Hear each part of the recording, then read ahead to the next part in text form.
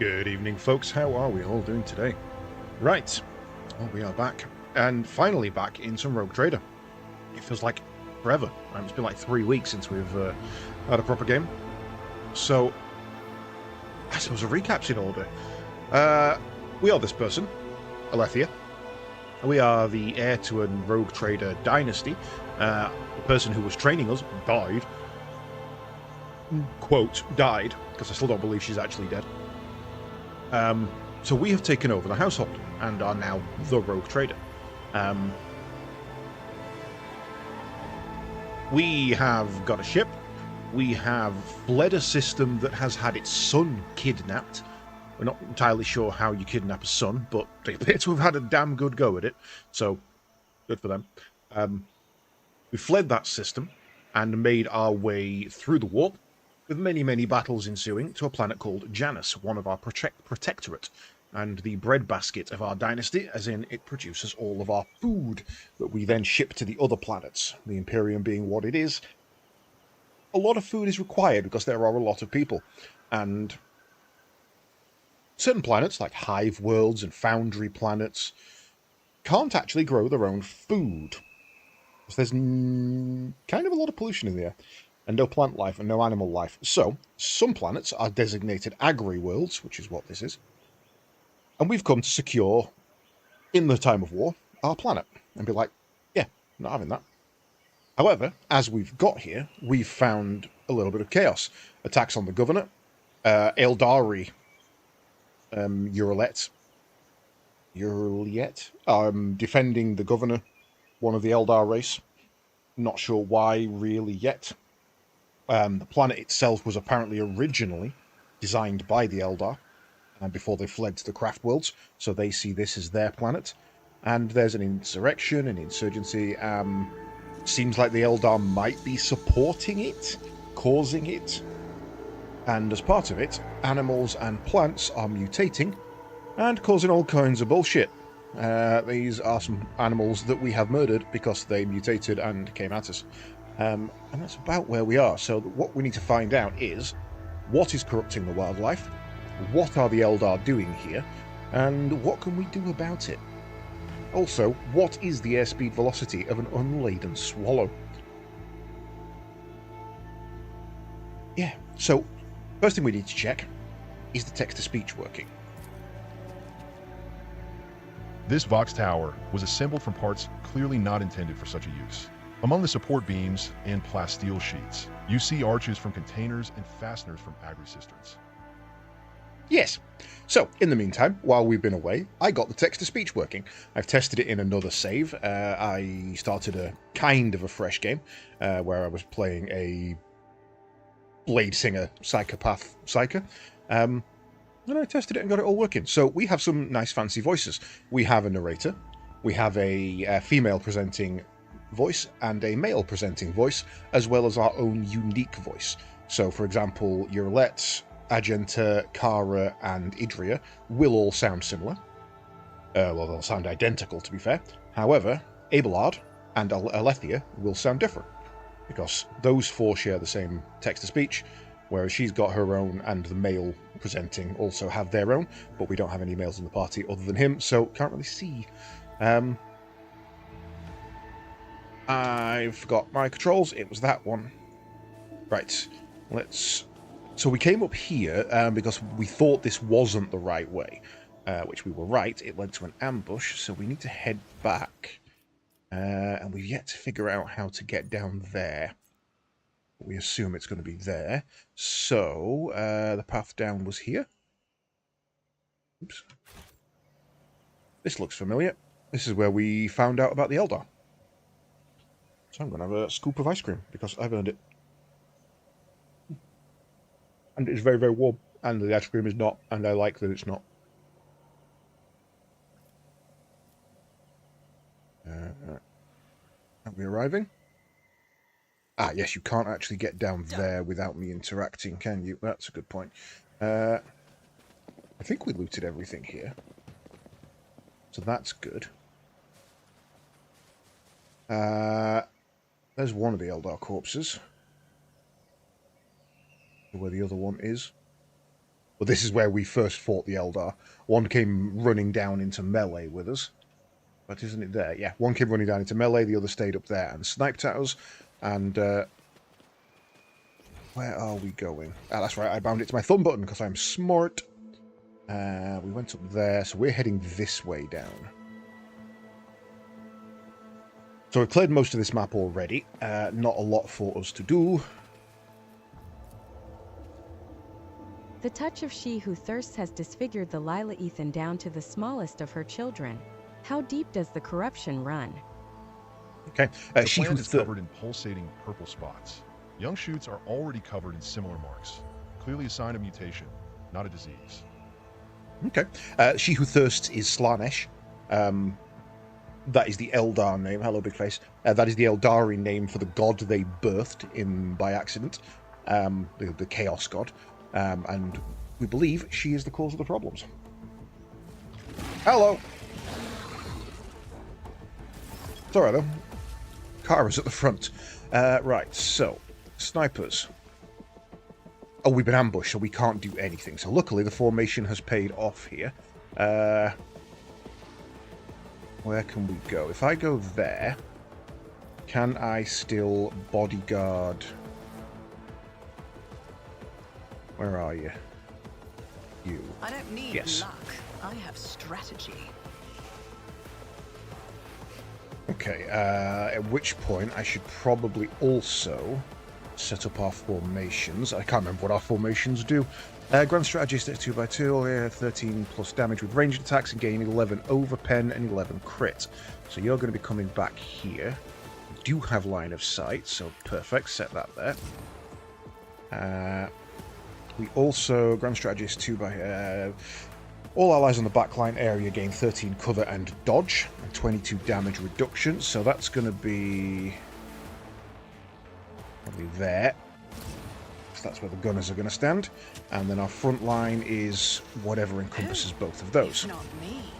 So my class sets up zones and makes them into buffs. Right, next we want to give you an extra turn of movement to get him to position up here.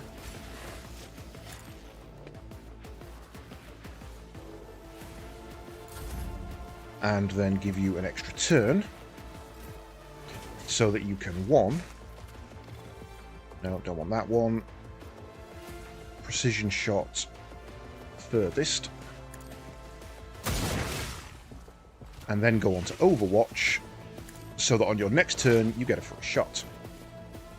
And then we also buff your stats. So my turn is entirely getting Uralette into position and giving her extra stuff. That is my whole shtick. Right, Argenta, can you move there for me? And then up your Zeal. What's this new one for you? Mass attack marks an enemy unit if the enemy is killed before my next turn. That's not really any good right now. Powers their next attack to deal 4 additional damage on every stack of attack advance. We have what stacks of attack advance at the moment? 9. So that is 9 times 4 additional damage per shot. I lose half my stacks. Yes, okay, let's do that. I can then narrow my aim. Increase the number of shots. And open fire.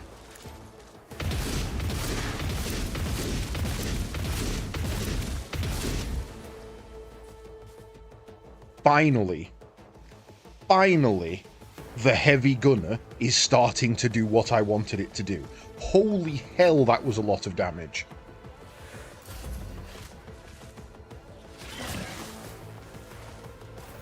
Yeah, good luck hitting Kara. She's literally just going to murder you now.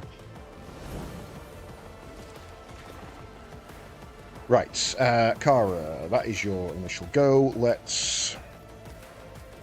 First assassin move is free, so we use that. Then we use Zippity Doodah,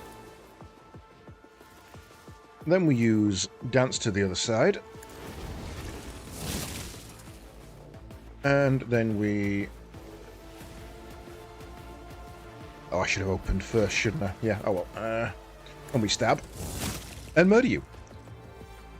And that's how we deal with combat. That went a lot smoother than I expected.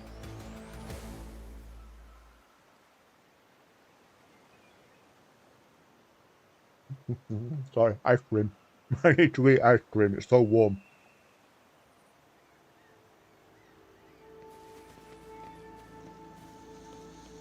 But yeah, since we swapped our Inquisitor out for Hurlet, and Argenta is finally coming into her own and feeling like she's actually useful in the team, this army that I've got here is starting to work. Oh shit, that is a landmine. Let's pull you back. What's the deal? If I scout forward and demolish... Halt! Yeah, there's a second one.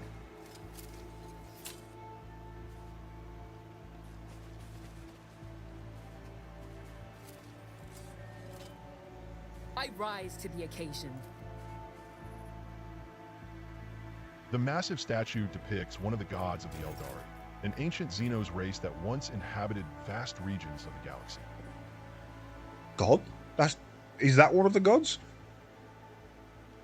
Because if it is, their gods, they know them, they met their gods. There's the bloody-handed one, the laughing god, and... Oh, I can't remember the other. There should be three, and I can't remember them. This giant ravenous creature is covered in spikes and bone growths. This giant ravenous creature... 50% chance to succeed with that person, because I forgot I didn't have the rest selected. Right, this is going to be a bit of a problem, isn't it? I feel like there's going to be an ambush on the other side of this bridge, so I'm going to get my people into position. Kara, stand on the bridge for me, and Iblard, I want you to cross. No? Ah, okay, there it is. Right, in which case is there anything up here? Iblard, can you just run like a bitch, fool? Okay. So they're not listed as enemies, but they are Grenadier Rebels, 0% Warp Law. Okay, wow. I think the best thing to do here is just to pause it and set everybody up. Were you there? You there. Run you nearby, but not into the actual cover. Then your Lorette can go up there, and you can go there, or probably there actually, while you... We are the spearhead of the Imperium. Go forward, along with you, backing him up. Who's not moving? Idria. Oh, I forgot about Idria. I completely forgot Idria was a thing. We have a Psyker in our team. She's believe it or not, one of our more damaging characters. She is insanely powerful. Alright. Iblard? Why are these not attacking us? I don't... Ooh, hello. Moiran. Okay, so we need to get to the Eldar. Okay, there we go.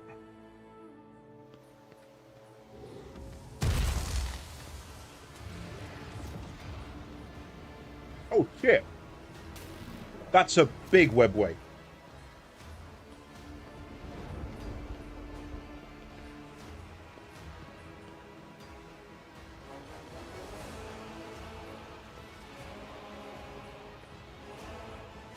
Oh, okay.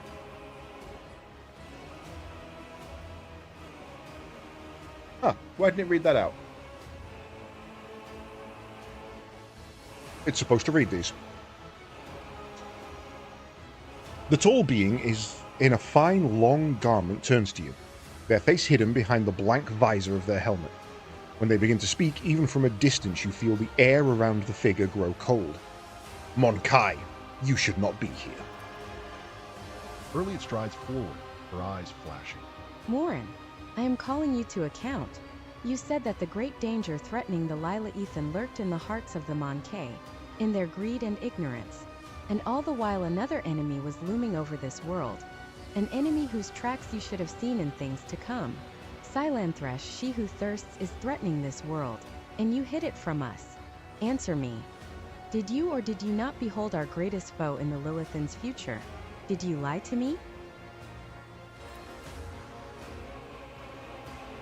After Erliot's words, the two tall Eldari behind Warren start moving. One looks around at the leader, while the other lets out a cry, muffled under his visor. The rebel beside you cringes, as though the Eldari's speech causes him pain. He strains to say something, but Warren makes an imperious gesture, and the soldier meekly straightens up and salutes, staring at the Xenos with slavish devotion. Lilithian is the name of the planet that's the Eldar name for the planet, not the human name for the planet, which is Janus.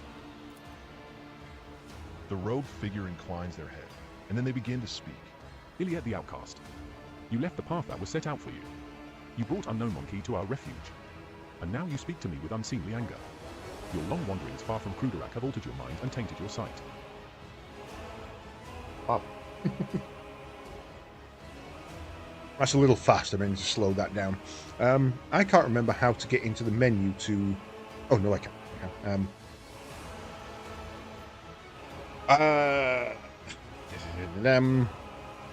Juliet did ask me to kind of let her deal with this, if I remember rightly. So I probably should.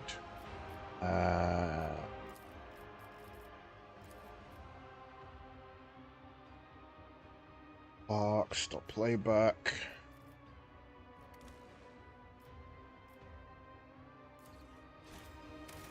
And LCs and mods.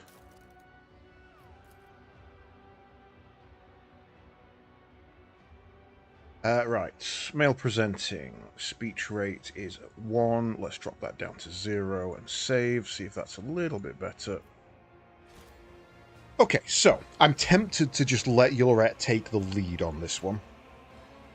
My wanderings are the path I have chosen for myself. Far from the walls of Kruderak, I have seen and come to know things that no other Eldari could hidden away in a craft world their entire life. Why do you deny my words about Silanthresh? Is it because you were lying to me and my kin when you showed us the true path?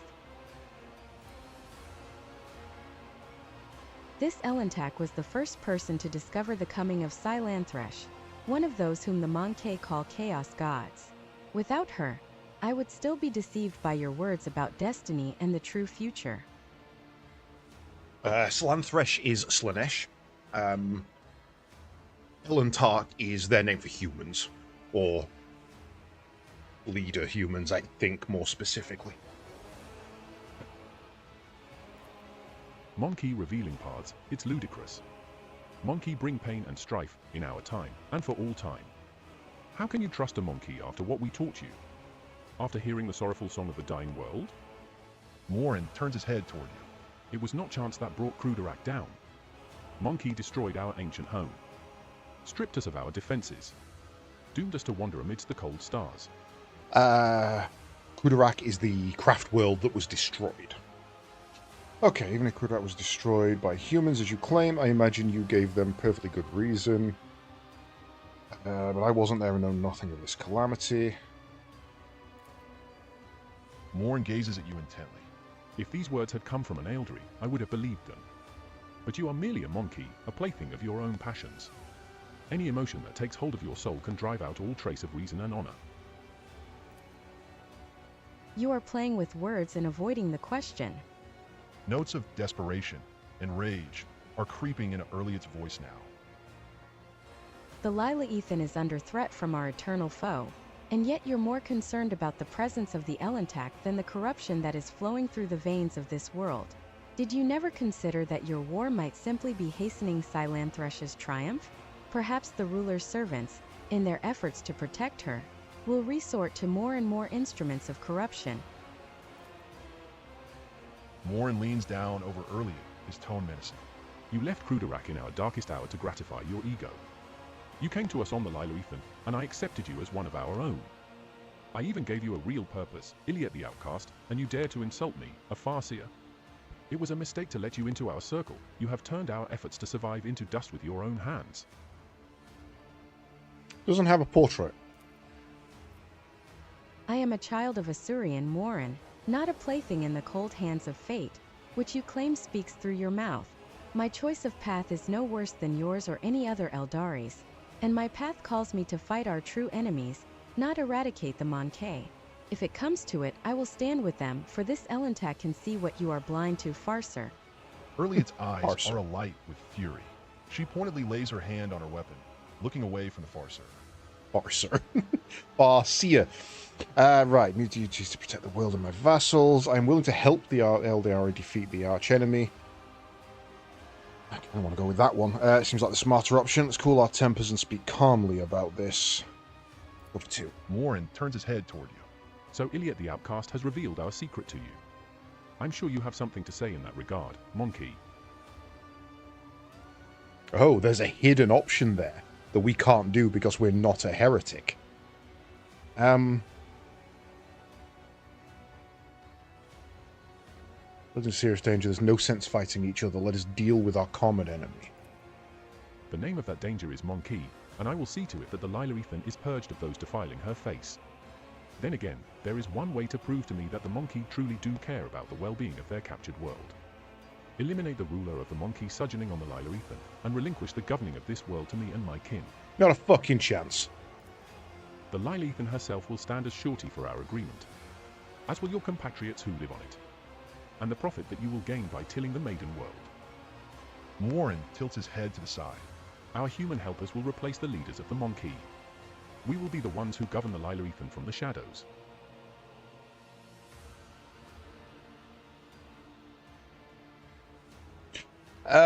One's the sensible option, but 2 makes more logic, really. You have the word of a child of Asuryan, who venerates life far more than any of you. What is more, Monkey, I have not the slightest desire to inflict harm upon the Lylarethan, the land of the Eldari ancestors. You even lie to your own kind. Like, you cannot be trusted. Warren says nothing for a few moments, then adds mockingly. I suppose my demands can be considered a gift for the likes of you. You could not wish for anything better than Eldari stewards to rule over Monkey without bloodshed. Still a little bit off to my ears, and it's causing a bit of crackling. It's fine. Specifically the male voice we're looking for. That's that one. Drop it to there. Okay. 70% chance to persuade an Eldari is kind of worth going for it. I believe you are their commander. I can't convince your kinman, but I know you're on my side. Will you help me save Lilithaean from your true enemy? Cannot give Janus to the Eldari. I don't want more blood, neither yours. You have my permission to take Janus? No. Could do Iconoclast, the second one. We shall do things another way. I shall grant my protection to this form of alliance between Xenos and representatives of humanity. Together we shall destroy Vistrenza and her associates, and then humans and Eldari will flourish on Janus under my patronage. They're not going to go for it, but a rogue trader wouldn't give an agri-world up. Not a chance. Lord Captain, are you, pardon my frankness, sure that you haven't just bitten off more than you can chew? Who told you this idea would sit well with the locals? No one. They'll do as they're fucking told. Warren stares at you for several seconds. At last he says, An alliance? That is how you interpreted what I said? Then again, if you prefer that word, let us call it an alliance. We will protect the Lylarethan, but we will do so without violence. We will work for the interests of our race and our world through trusted Monkey, while we will remain in the shadows of the forests. This will be safer for everyone. If the Lylarethan remains in our charge, I am willing to come to an agreement. We will not lose another kinsman, and we will be able to tend to this world, which has suffered so many years under humanity's yoke. As regards the ruling Monkey, Warren makes a strange gesture, and the Eldari behind him take off running into the forest. We will help you. We won't commit any more violence, except we're going to assassinate that bitch. The rebel nods in satisfaction. That's good. That's good. Our commander should stay in charge. They'll know what to do. They'll know what's best. What pleases the God Emperor. He speaks the last words in a barely audible whisper, wincing as if in pain from a splitting headache. Earlier gives you a long, studying look. Wait, Elentak. Before you leave these forests forever, take me with you to the distant suns. The tale of the children of Asurian on the Lilith is coming to an end, but somewhere out there, among the cold stars of the cosmos that your kind calls the Expanse, there are others, deprived of home, lost, suffering. Earlier shuts her eyes, and grief twists her finely sculpted features. If I had to tie you up, gag you, and bind you, you were coming with me. Do not worry. We can help one another, Elentak. You will be my wings, and I your wounding spear, and your voice of reason should you encounter my kin. That is still not enough.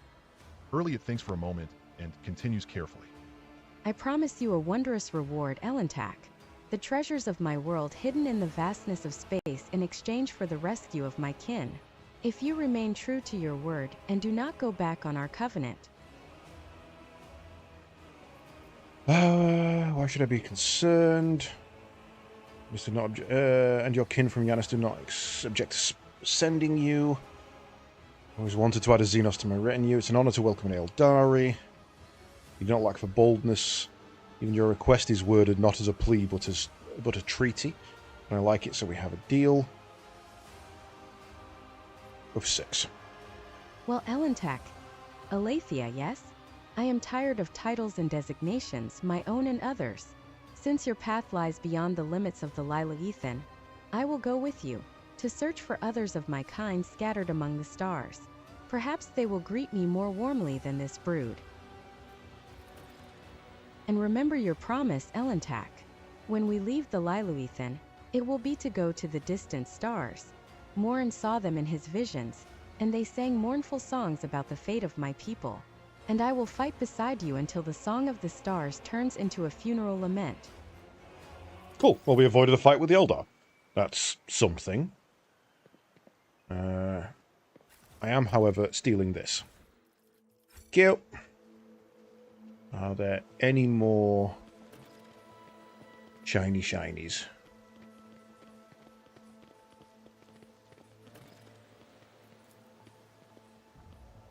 An elegant arch made from some matte material.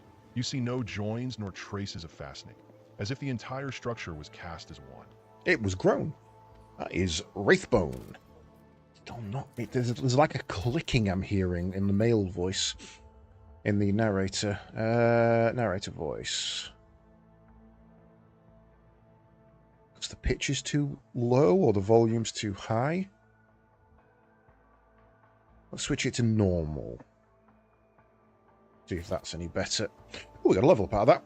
So, now we have to sit and go through the level up process, which, unfortunately, is quite lengthy. But that puts us at, I believe, level 20, right? So, we grants 1 additional AP. Oh, I think everybody gets 1 additional AP, right? Yes, everybody gets 1 additional AP this turn. Cool. And we get to choose. What do we want as a buff here? Pickles! Everyone should get pickles. Everybody should get pickles. You're right. Fellowship represents... I feel like we need more fellowship. Jartis Pendant. Oh, I'm looking at the wrong information. Persuasion, Coercion, and Commerce. That is our primary set of skills, so we should indeed go for that. Next. Fleet. How are we doing, Grump?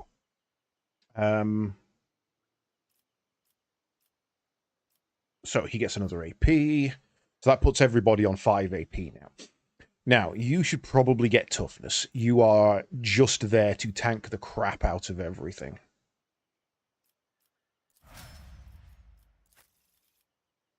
Bounty Hunter. I kind of want to switch you off of Bounty Hunter. It's not been that good. Oh, it was a dwarf quest with the purple flowers in the background. I thought that was over in the fairy area. Oh, you get a third. Nice. Okay. So you get your AP increase. You get more willpower. Why would you want ballista? Oh, because it's reading her as a bounty hunter. Okay. Oh, it is in Lakeland. Okay, so right place, wrong quest. So there's one of the other tribes is in that zone. The fairies are in that zone. The one with the castle in the center with the huge butterfly motif on the back of it, which looks freaking gorgeous. And you get a new one. Now, can we... Yes, we can do Psyche Majoris. So, we're now level 19. For each level of Psi rating provides a Psychic access to new psychic powers. It also strengthens all damage from psychic powers. Boom, we are now a Psyche Majoris.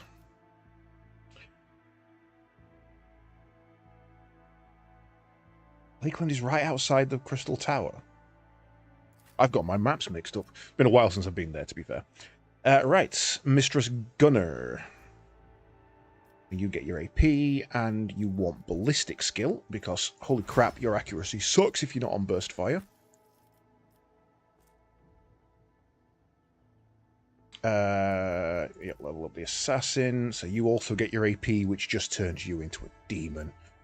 And we give you either agility or weapon skill. Well, you got 65 and 70.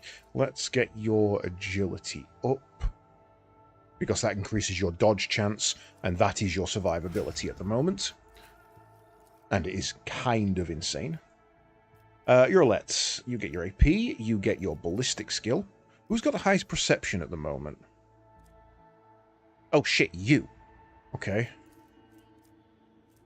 Maybe should put you on that then. I probably could do with keeping perception as high as possible. And you get a new skill. So, these are all of our favourites. Is there anything new here that I don't recognise?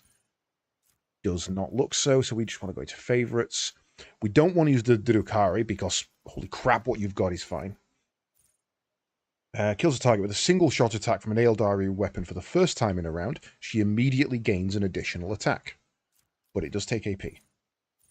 In my sights gains armor pen equal to perception. In my sights gains additional damage reduction. Critical damage dealt by Aeldari range weapons increased by 6, or we could boost. I think Path of the Outcast. We'll just have her ripping out some shots. Cool, that wasn't actually as bad as I thought.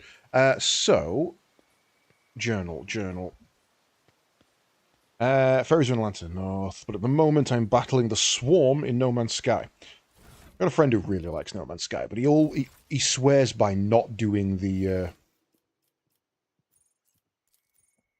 He swears by not doing the new expeditions and things until like a week after they come out, because they're always buggy. An Orthlak Mark IV. What is that? Is that a las pistol? No. Solid projectile. Stubber? Too small to be a stubber. Okay, well, stubbers, I believe, are your territory. No, you've shotgun. Yes. That is a lesser version of what you've already got, so that goes into storage. Right, I suppose...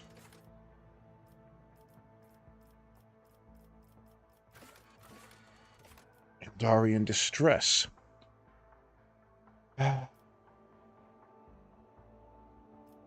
Convinced that some of her kin can be found in the system known to the humans as the Forgotten Twins. Farsia Miran's vision showed Aeldari ships being consumed by a golden blaze in the Tenebrous Aquae system. Aeldari ships that fled Kudarak headed for distant stars, or Dentheus 9. Okay, so we've got some ongoing stuff there, but nothing... Okay. New ruler. Lord Captain is to take Protectorate Commando there. Strike a deal with an influential partner. Complete a development project. Okay, we haven't done those yet. Eldari in distress. Lady Navigator is at odds with the crew, which is causing some issues. That's not a problem. We need to go to the Kiava Gamma. For knowledge. Oh, we'll pay for planet scans. Footfall, that's not something we're doing. Reclaim what was lost. Mundus, Kranak, and Takus, not there yet. I don't know what our next mission is. Call of the Edge. Powerful warp entity promised. Oh, that's the ongoing one. Pascal has found a data bank belonging to Theodora von Velasquez.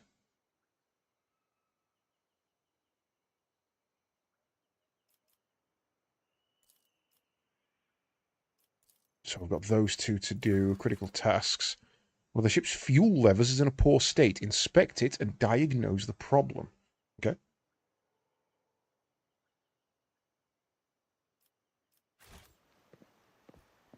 So yeah, I don't really know what I'm supposed to be doing now.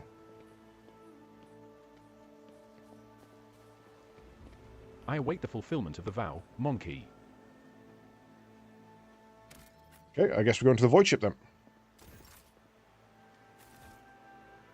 Oh, our shuttle has just come and landed. Nice.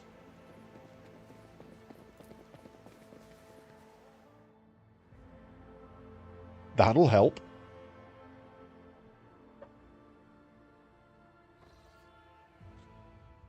Okay, Janus. Supply Footfall with provisions. We've already kind of agreed and sorted that. Restore shipments and return to the governor is our next step. Points of interest, the estate, and rebel base.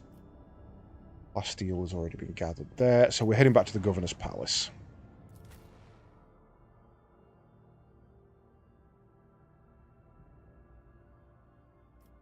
Really tempted to drop Argenta for Pascal and turn him into our heavy weapon specialist, because she doesn't actually offer us anything that we can't already get.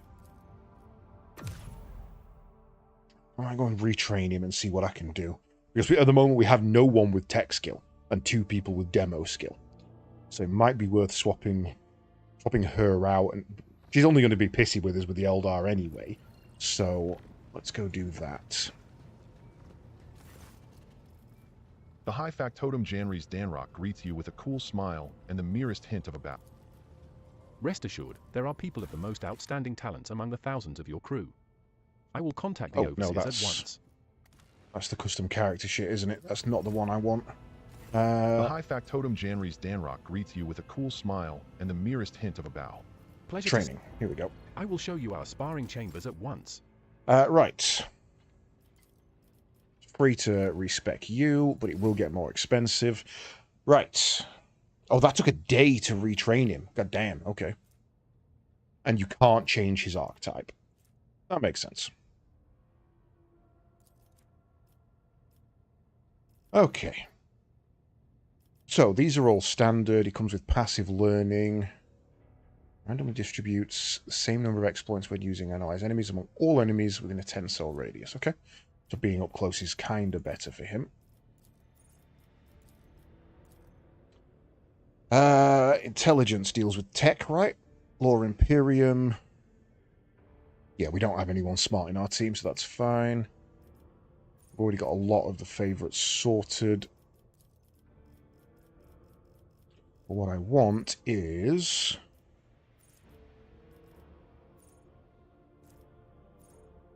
bolt weapon expert.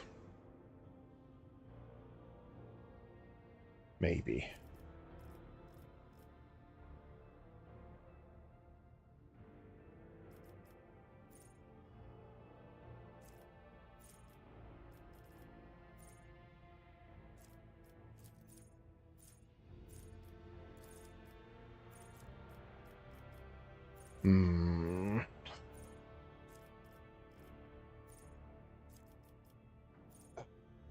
Training, toughness, weapon skill, ballistics already there. Intelligence is a maybe.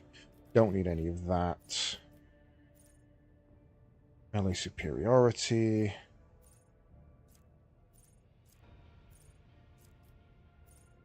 Maybe give him a flamer, but I don't think so. Heavy weapon proficiency.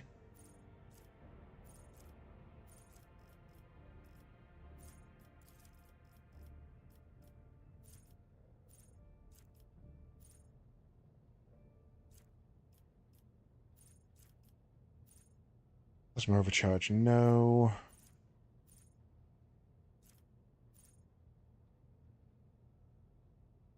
Suffered by enemies currently mobilized or slowed by this character's Weber. Nope. Character suffers 25% of the damage dealt by plasma explosions. Nope. Character's first attack with a Weber. Nope. Solid projectile weapons gain +2 minimum damage. Yes. Staggering jolt. No. Residual charge. No. Swift movements. Maybe, but low down. Overclocking. No. Allies become secondaries. No.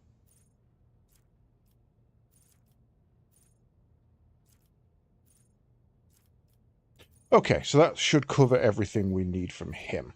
Portable characters gain a stacking 10% bonus to hit chance and dodge reduction against a target they hit with a single attack. Successful crits grant 20 instead. While wearing heavy armor, Forge Wheel characters gain +1 movement points, +1 deflection, and cannot fall prone. Useful. Utility mech is useful.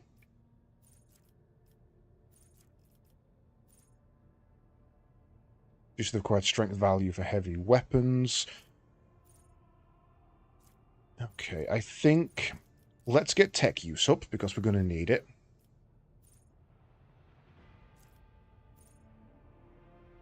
Ally gain 2% hit chance and critical hit while targeting things that have been exploited. That's always useful.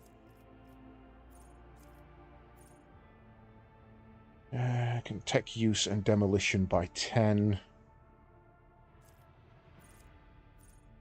You've kind of become our grenadier, so let's take that. Ballistic skill is 45, which is not great, but we still do need it.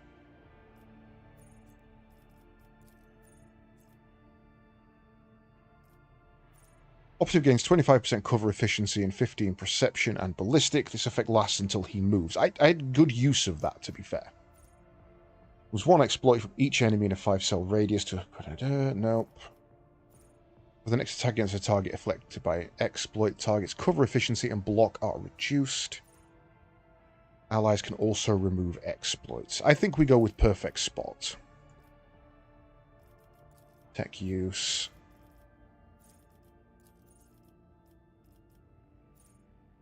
Inflicts an exploit on enemies, even ones that are out of line of sight. That was really useful.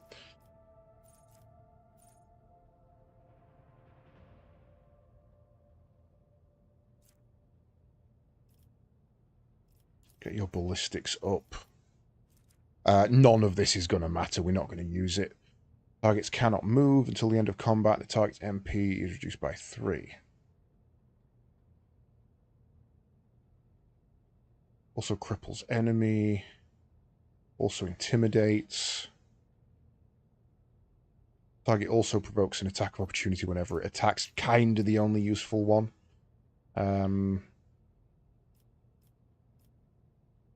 What's your lore Imperium?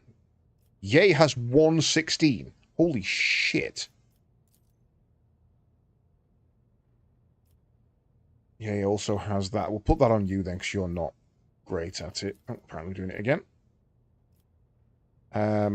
More intelligence. Wait, go back. Damage with non-burst. Okay, that's fair. Exposed weakness costs 0 AP. Probably. Armor pen until the end of combat. Only applies to the first stack. Uses toughness. Target of analysis has 2 or more. That target suffers 1 additional.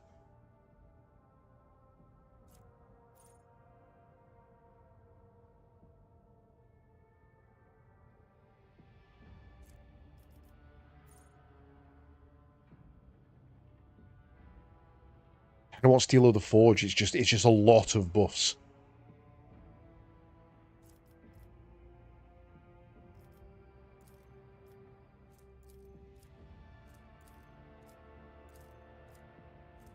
You have decent Medicaid. That's interesting. Your Law Xenos is minus 170. Wow, okay, you do not like Xeno. Let's think. Of our team, we've already got an 80, so there's no point in that. So we'll put Medicaid on. And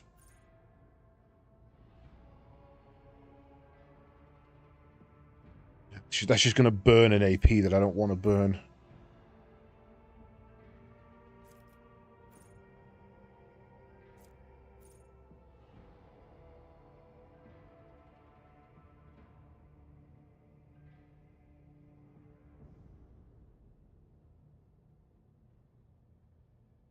I kind of don't want any of those. They all take an AP, and I don't want to... I will not be using them. I guess joint analysis for bosses just in case. Oh, these are new. Forgeable characters can use persuasion, coercion, and commerce based on intelligence instead of fellowship. Reflection against burning. First attack in combat with any plasma, melter, or power weapon deals damage equal to 5+. Skull gains 5 movement the first round of combat. Every successful melee attack grants additional 2. No. 10 ballistic skill and 15 dodge with plasma and melter. And bonus against enemies under the effect of machine spirit communion as if they had 2 more stacks of exploit. That's kind of okay. Plasma or melter weapons for the first time. Has 1 stack of exploits. Close combat. The Medicaid Mechadendrite was really good, actually. Plasma or melter. Power reduction with melee. Don't want that. Additional servo skull connected directly to the tech priest system. Give them +10 perception. What is your perception? Can't see. An additional servo skull connected directly to the tech priest systems increases their perception by +10. Yeah, thank you for reading that out. So if I just click on it.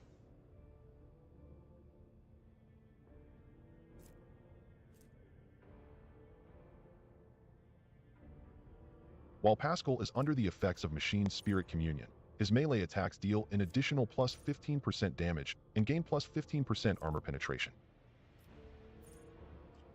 So yeah, just clicking on the skill doesn't do it. Hovering over the text doesn't do it, but I can left-click the text to get it to read it. That's cool. That's a maybe. Advanced skill tech use.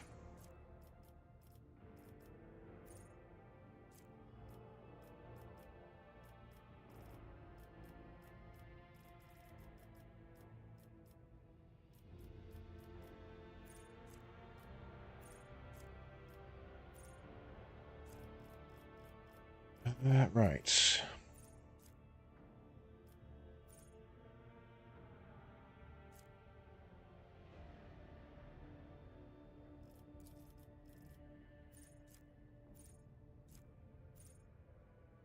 I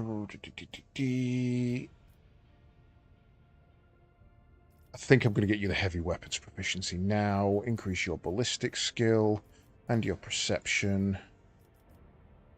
Maybe take the Mechadendrite.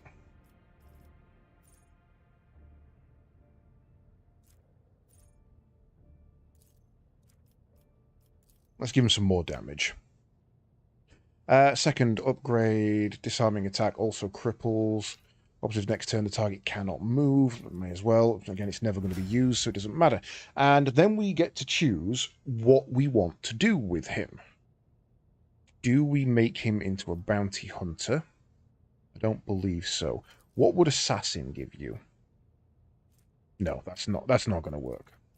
What grand strategist give you?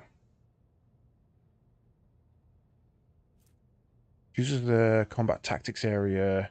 Every ally inside except the grand strategist gains 1 extra turn. So that would put him on the same secondary archetype as me.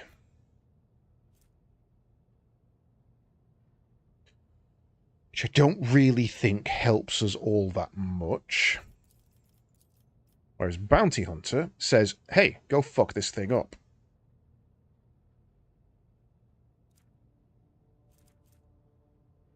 The Bounty Hunter may mark any enemy in combat as prey. Whenever the Bounty Hunter kills a target marked as prey, they gain a stackable bonus until the end of combat. The bonus depends on the enemy difficulty tier, the Roman numeral on the enemy's icon. II, plus 25% of the Bounty Hunter's maximum wounds as temporary wounds. Free 4, plus 5 times praise difficulty tier, percent critical damage, and plus 2 times praise difficulty tier, percent critical hit chance until the end of combat. V7, both of the above.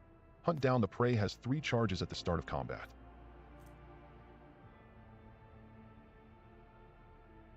Number of attacks is equal to the number of prey in combat. These attacks are equally divided among all prey in the Bounty Hunter's line of sight. The attacks always hit and always score critical. Now that could be useful. Just bap, bap, bap.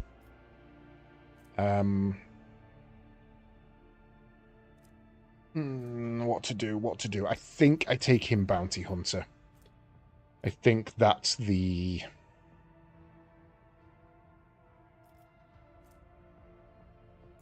Yeah, I think that's it. Okay, we've got that. So, we want to do this differently to how we've got Kara. So the Bounty Hunter's next turn, whenever an ally attacks a target marked as prey, this attack deals... Until the Bounty Hunter's next turn, whenever an ally attacks a target marked as prey, this attack deals plus 3% additional damage and gains half of the Bounty Hunter's current bonuses to critical hit and critical damage granted by Hunt Down the Prey. So by marking prey and not attacking it, I'm getting other people benefits. Enemy intended trailed. If an ally kills the enemy first, the Bounty Hunter gains an extra turn after that ally's turn, with all AP and MP remaining from the moment the Bounty Hunter used Hot on the Trail. Not worth it. The Bounty Hunter gains an additional +2 targets difficulty tier movement points. Cooldown of Hot on the Trail is reset. When Hot on the Trail is used for the 3rd time during combat, the Bounty Hunter recovers one of his Hunt Down the Prey. Only a single enemy can be trailed at a time. Sets a trap in a free cell in a 10-cell radius around them. Any enemy entering the cell, each enemy in the 2 cell of the trap suffers damage and must pass agility test. Bounty Hunter gains 3 movement at the beginning of their next turn. I think that's probably the best one, to be fair.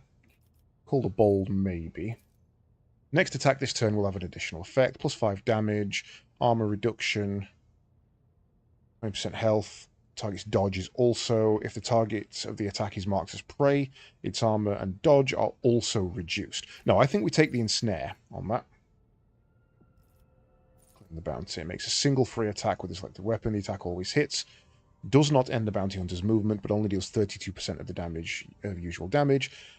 After each 3rd enemy killed by Claim the Bounty, the Bounty Hunter recovers 1 Hunt Down the Prey. If Claim the Bounty kills a target marked as prey, the Hunter recovers 2 AP. So, yes, but not right now. That's also useful. But I think that's the one we take. Then we take that one first.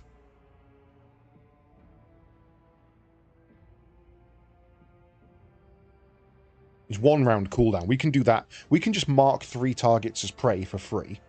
Press that as our last thing every turn.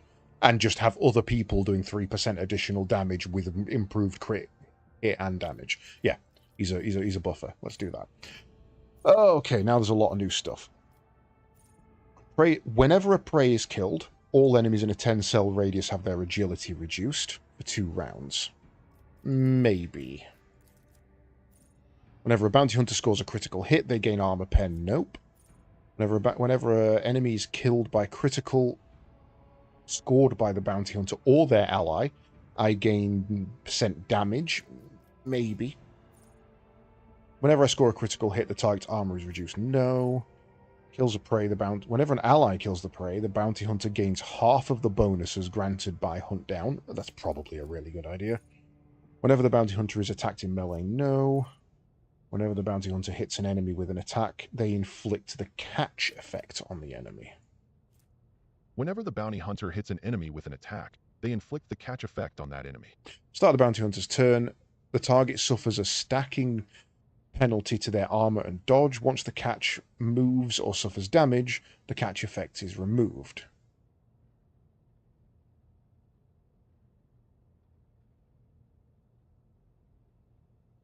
Penalty to armor and dodge. That's for bosses, that's actually a lot better than it sounds. Whenever the bounty hunter kills an enemy with a critical, all allies gain critical. Nope. Whenever the bounty hunter scores a critical for the first time, they gain difficulty tier movement. Nope. Kills an enemy. Nope. We don't want stuff that kills on this. He's a supporting character. First critical hit in a round grants them. Nope. Bounty hunter performs a single shot attack on an immobilized or stunned target. The attack refunds its cost and does not count towards the cost once per round. Maybe. Whenever the bounty hunter kills prey whose difficulty tier is 4 or higher, gains an additional 2 AP. Raid grants an ally an additional prey's difficulty tier percent. 2 times the prey's difficulty tier percent damage. Yes, that is a big old yes. Bounty hunter's allies gain 6% critical hit against enemies affected by one or more of the following. Prey, trailed, or immobilized. Also really good.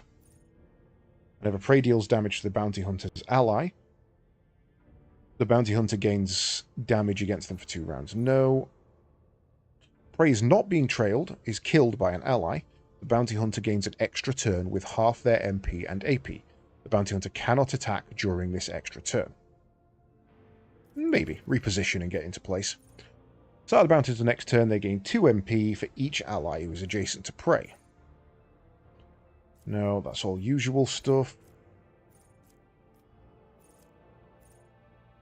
Gains +10 to ballistic and 15 to dodge reduction with plasma and melt. Oh yeah, they're all the standards. So I think we go kill squad. I think that was the one. While raid is active, all allies gain damage against my prey. Or, while ever something is marked as prey, everybody gets an additional 6% crit chance against it. There we go, Pounce. Pounce is great. More crit chance is more crit chance. Wild Hunt is fun. Additional 1 AP. Ballistic skill.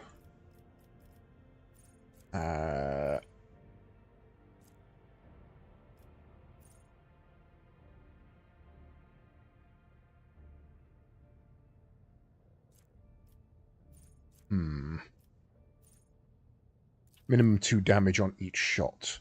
Yes. Okay. That actually works pretty well. Operative Bounty Hunter. We have 2 Operative Bounty Hunters. One who is designed to do damage. How the hell do you end up over there? Oh, that's cool. If I go into the menu and click on them, double click, and then come out. I guess not. I did something. Oh, they're not on the bridge? You're definitely on the bridge. How do they do that? Yeah, okay, it does work. She must just not be on the bridge. Right. We are leaving.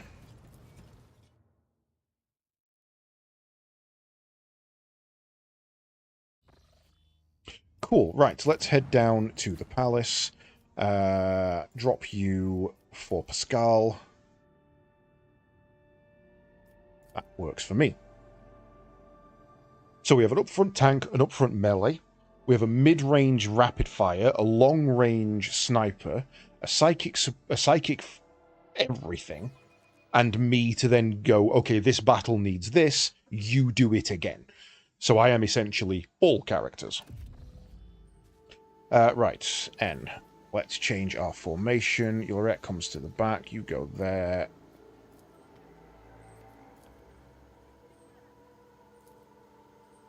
So I'm tempted to put her there, but that should be fine.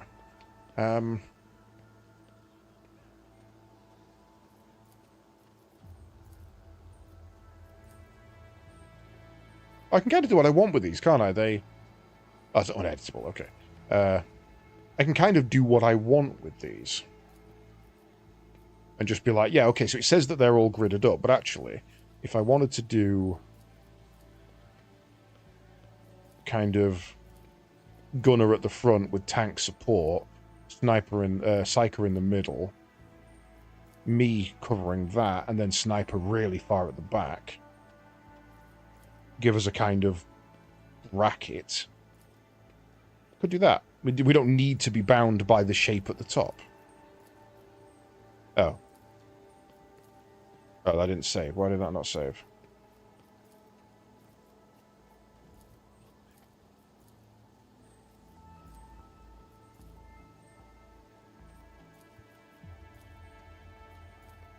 I guess I need to come out of the menu. I always keep my options open.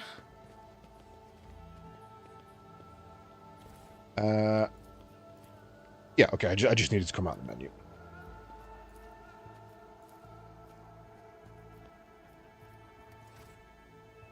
Cool.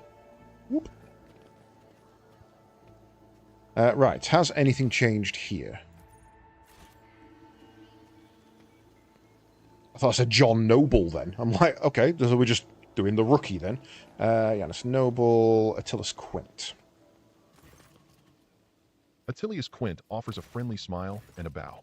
Your ladyship. I look forward to meeting you again. Your Nothing ladyship. additional there. Keep your wits about you. Fuck. Okay, I've got to go back to the ship. I forgot to change his loadout. He's got no equipment. We're going to have to go get his armor. I forgot to take the bolt gun off of... What's her name? How do I get back to the void ship? Turn to void ships. Over here? Wow, okay.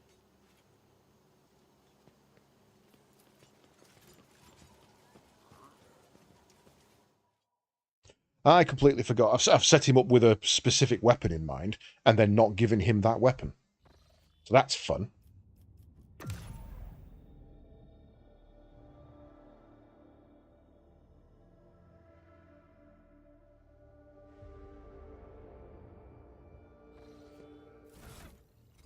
Right, you.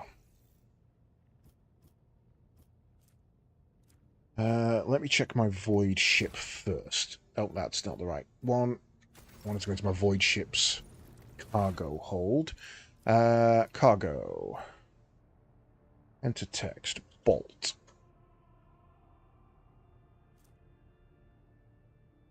Cannot be equipped by this character. Requires heretical follower and bolt weapon proficiency.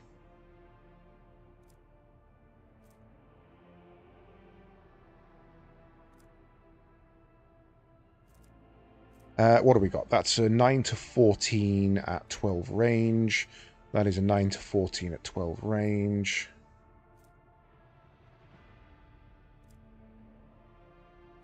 I'm going to bring that out just in case, but I don't think it's going to be equipable.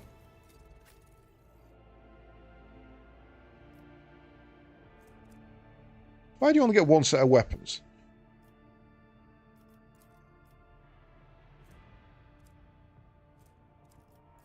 You have a better bolter.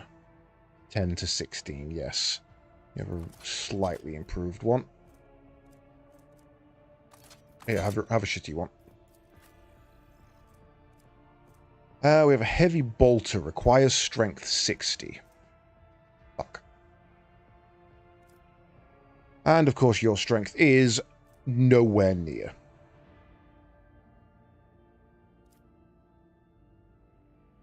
Okay, it's not a problem for now. We can deal with that later.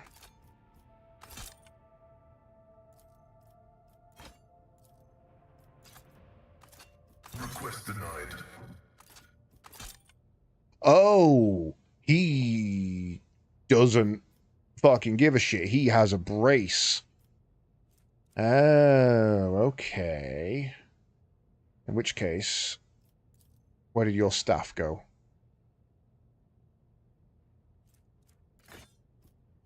So that's why he can't change weapon loadouts, because he can use both at the same time. He can use two-handed weapons, as long as he's got the proficiency for it. We just need to spend a couple of levels getting in some strength. Okay, so we do that. We take off all of your excessives.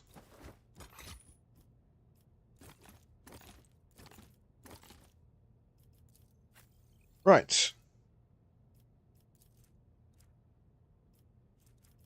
Organize. First of all, single attacks with a bolter always hit. Yes, please.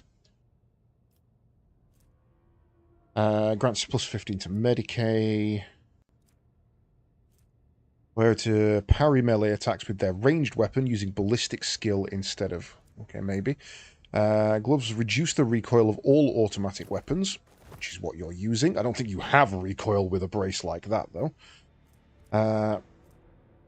Enemies who are under exposed weakness have a bit harder chance hitting me, or where it kills 2 or more enemies with a single attack, the attack does not spend the user's MP. Now, on helmets.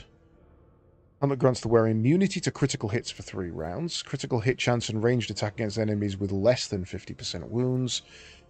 When the wearer kills an enemy in a 1-cell radius with a shot, they gain resolve. Don't have Taunting Scream. I think that's the best option there.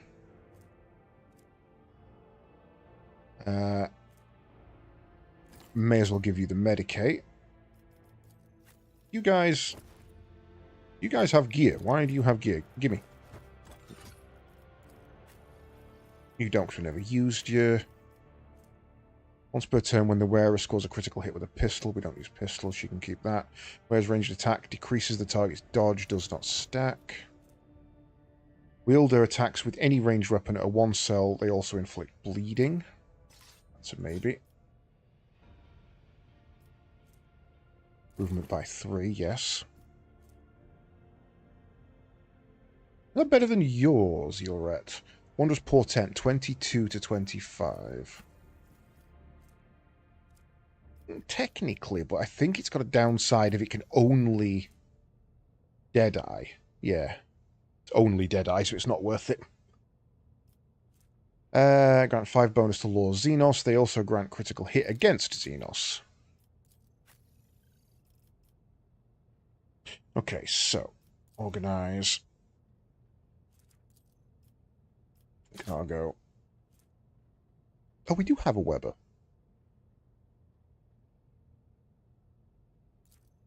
I'll keep that just in case it's any fun to try. Let's add to cargo.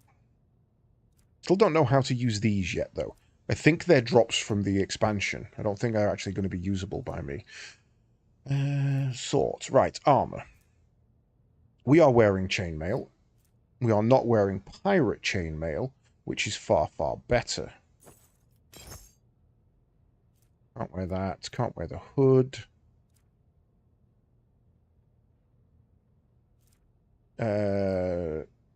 When the wielder attacks with any ranged weapon at a 1-cell radius, they also inflict bleed.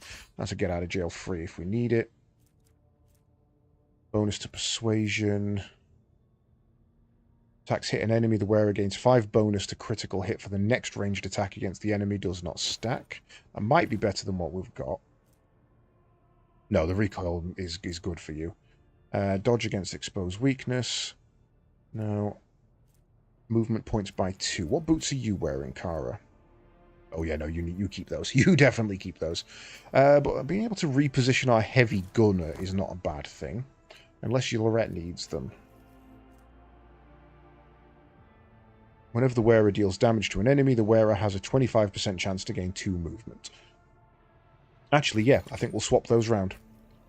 I think our sniper having just better movement, and the guy who rapid fires having a chance to get more movement is the better way around to do that. The wearer and their allies are immune from damage from grenades. Yeah, that's kind of useful. Armor against warp, melee attacks, burning. Whereas ranged attack decreased target dodge by 5%. Not really an issue. Of dodge reduction. Okay, no, I think we keep that on. So, then we load you up with grenades. Have a haywire. You've got what? Fire. Oh, you've already got haywire. Eldari plasma could be fun. Actually, gas and fire that we are immune to is very, very good. Right, grenades in there.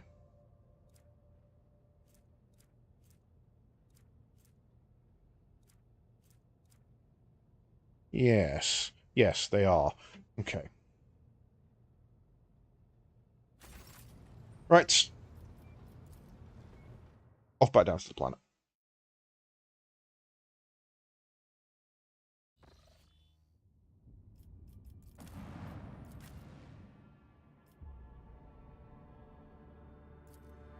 Landed here 3 times. The governor stood with, what is it doing? What are they doing? Just wasting Prometheum.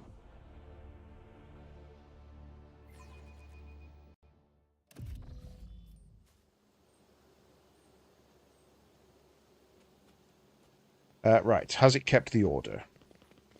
It has, perfect. Yes. Right. Governor Fuckface.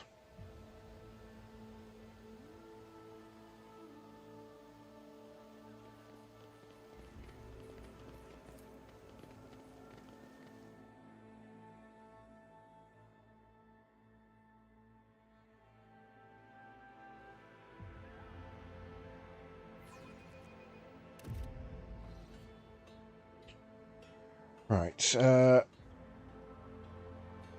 oh, this is definitely going to be a with bodyguard conversation, isn't it? The door guard bows obsequiously. Lady von Valancius, we are most delighted to welcome you as our guest. Would your ladyship prefer to speak to the governor alone or with your entourage? With the entourage. I am not entering this room on my own.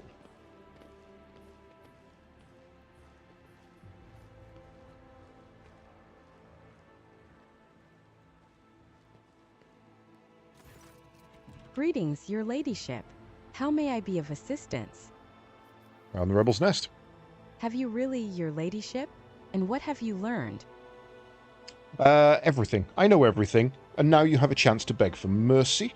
I'm tempted with that one already off the bat. Let's not waste time on meaningless chatter. You are the servant of the arch enemy. Son of responsible for the uprising. I let them live. It's not your concern. I have a far worse problem to deal with. No, I know everything. Your ladyship. But I have no idea what you're talking about. You have woven your web of deceit in vain. You can no longer hide behind the veil of ignorance. Aletheia has seen the evidence of your deeds, heard the cries of the tormented Liliethan, walked amidst the decay that you brought to the maiden world. Enough of your lies, chaos wretch.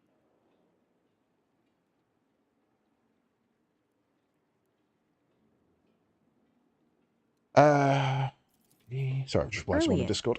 Vestinza exclaims breathlessly. How dare you, you filthy vermin! I will have you flayed for that outburst. Your ladyship, what is going on? But if I should repeat myself... Vestinza clenches her teeth so hard you hear a crack. I, daughter of House Viat, governor of Janus, and citizen of the Imperium, serve no one other than the Emperor and the von Valancius dynasty. And what you are accusing me of is merely a tool at my disposal, a tool that I have the power and courage to use. Oh, Do you she's think actually ordinary admitting it. methods would have been enough to tame this demented planet? No. My family struggled for decades to subdue Janus once and for all, and it was all in vain. But loyal servants of those families who have resided on Janus for centuries helped me to unlock a new source of power. Ancient knowledge secretly passed down from generation to generation, accessible to a select few, and which grants power over nature itself. How could I reject it? How could I undo all the work of my predecessors, who were entrusted with Janus, who faithfully served the von Valancius dynasty, and who with a madman's obsessiveness hewed this rock into a stunning diamond? 2 days spent among the initiated was enough for me to start hearing the voices of angels in my ears. angels who gifted me the keys to conquering this world. He's a psycho. And before you offend my ears with more accusations or moral admonitions, remember who has dutifully served your dynasty all these years. Remember who has devoted her life to turning Janus into the primary source of wealth in your protectorate. Remember to whom your predecessor entrusted one of her most valuable worlds, without fear of treachery or conspiracy. Without me, without my service, my sacrifice, Janus would be nothing. Haspel's vox emits a pensive hiss. Behold, proof of why knowledge must remain in the hands of the worthy. Many lay people are capable of possessing it, but a wise mind that is not bound by oaths of obedience to the omniscia is vulnerable to corruption and free thinking. Even more vulnerable than the mind of an ignorant commoner. I'm with him on that one. What more proof do you need, Elentak? The Monkey has confessed to her handiwork. Yeah. I will not allow a miscreant like you to continue wreaking evil. You made a mistake in thinking that anyone would come to your aid on my world. Servants to me. Oh, you think I need aid? Okay, so what's this at the back? Oh, shit, nice. Okay. I'll give you props for that. I will give you props for that. That is a well thought out escape. I am not even mad at the James Bond bullshit. Right. By the way, Pascal's smarter than you. Let's go hunting.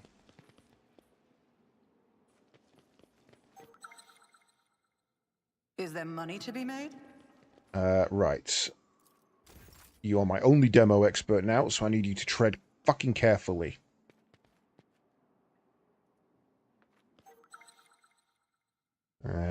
Ooh, warp law. Okay, okay. Who's got our warp law? That'd be you. Did you want something? 75. Who's got the best chance? We do have... Oh, wrong one. Yeah, warp law. That's you. So I need you to sneak around here as well, please. That was a clever little trap. Like that.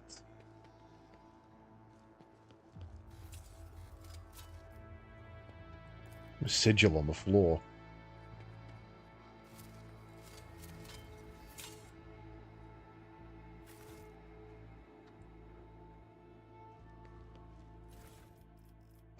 Ooh, hello. A bolter weapon proficiency, 8 to 12. That is just a standard bolt pistol. Do not care. I do want that, though.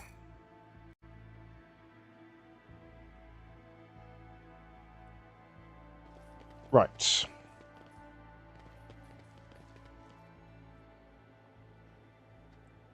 Always keep your eye on the prize.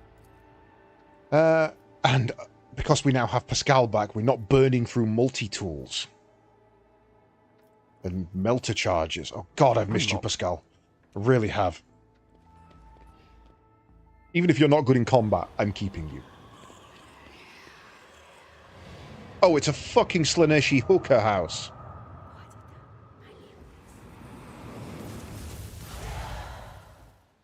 That is a demonette.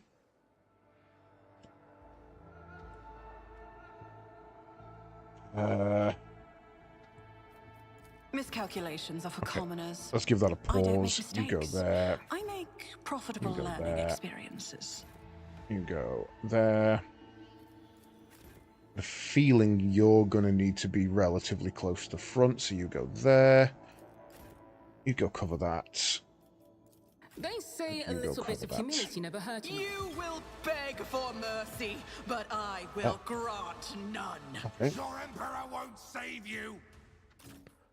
You go there.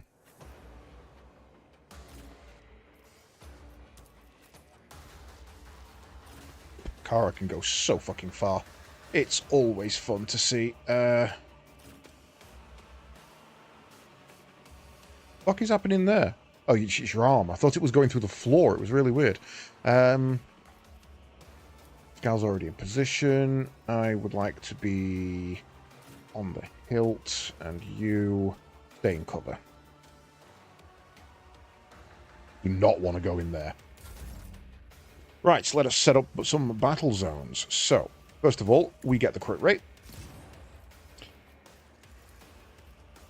You get the cover.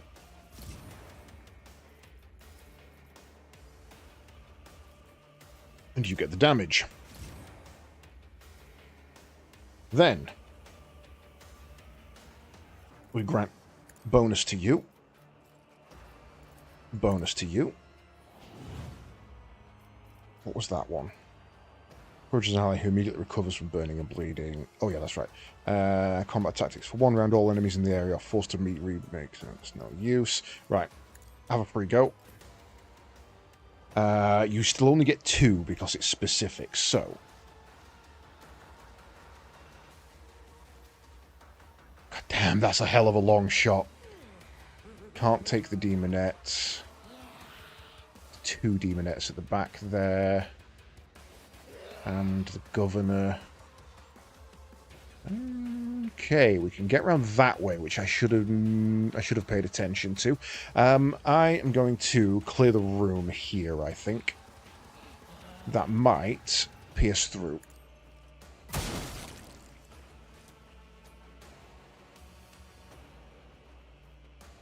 Did not. And then we want to take that shot on... Let's clear that flank. In which case I might move into there and start getting closer. No, you can cover everything from here. This is fine. Honestly, really need to do much. So let's too far.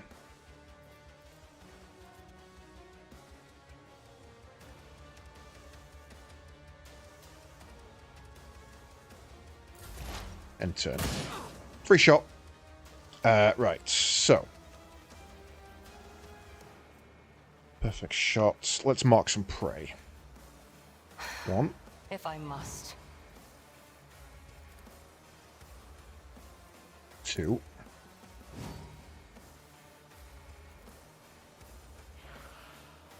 3.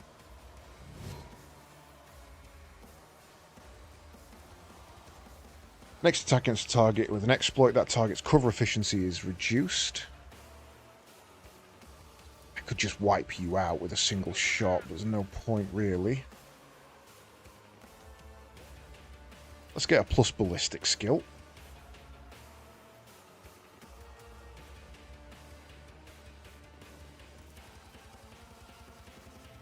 Mark you with an exploit.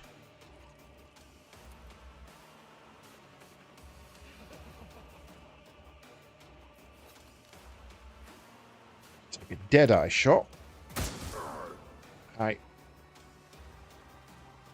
And then mark you again for a freebie. Out of my way! Yet iron knows no pain.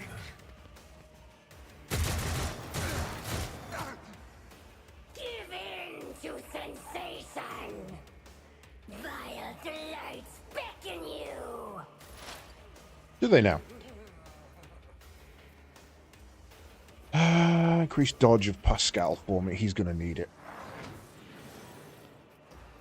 Mark Prey. Let's take the 1, 2. I guess we save the other. Don't really want to waste it.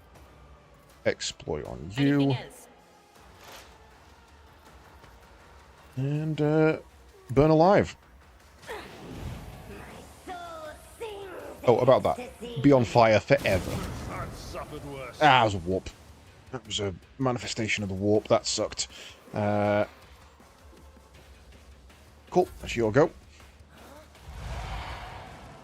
Oh, shit. We need to stop you. Okay, Kara, you have your target. Speaking of, Kara, I need you to dance for me. You just go there and battle him.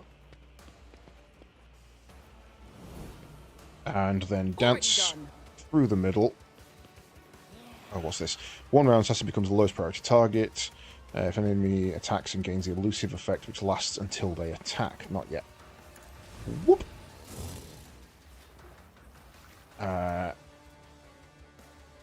we do that. Then we do... Miss me. Miss me.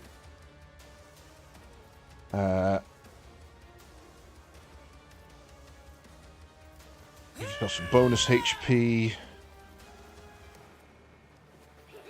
I can't charge this turn.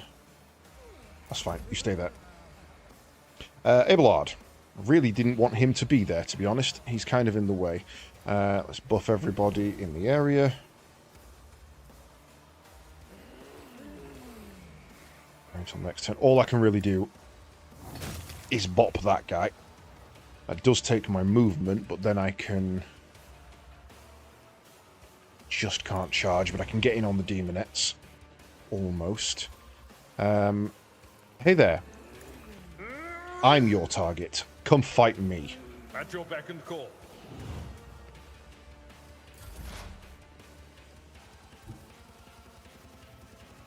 Right. Get there and get in cover. Give me... Spray on 1. 2. Get that one for some reason. 3. That gives Kara a buff. And then number 5. Kara. This is a 1% chance to hit you. Dodge. Thank you. And then everybody who attacks someone who I've marked as prey has a benefit against them now. Oh, that's... Wait, what was free there? Why did I get an extra AP back?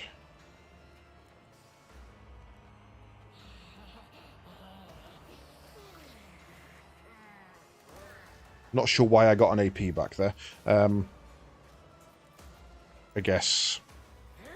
Exploit that one.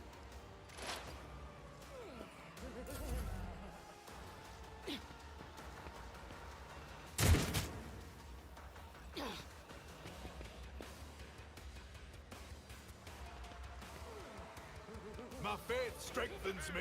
My faith strengthens me. Yeah. Stun grenade. Double stun grenade. Follow my lead. Wow, okay.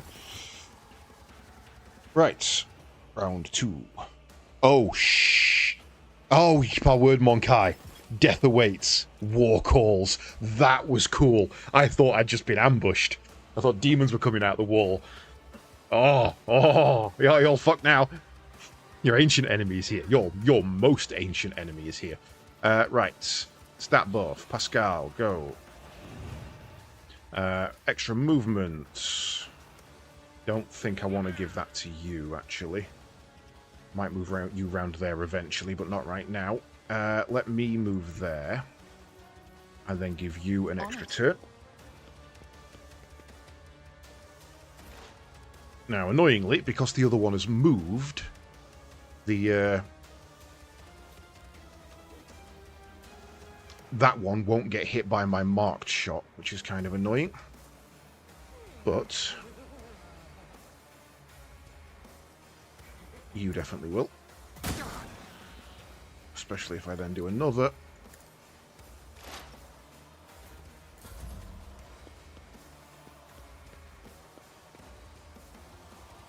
Going swiftly.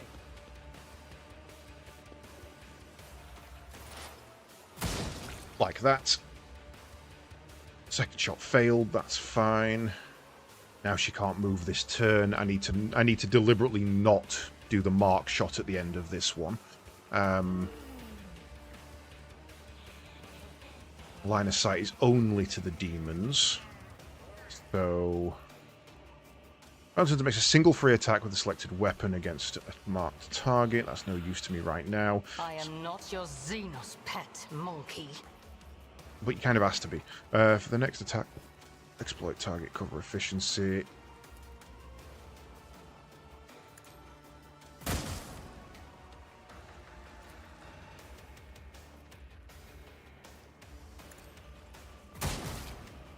Nice.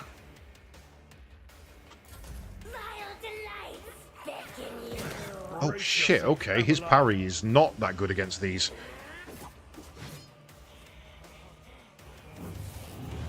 Theirs is better than mine. Okay, roger that. Right, well, in that case, it would be rude not to chain lightning through them, really, but I wonder if I can... Got to center it on them, haven't I?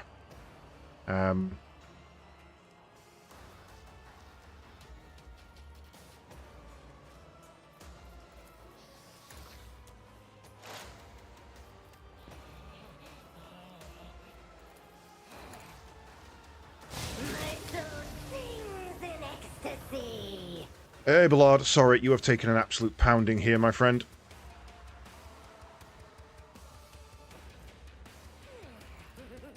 Have extra buff. That's the worst I've seen Abelard get.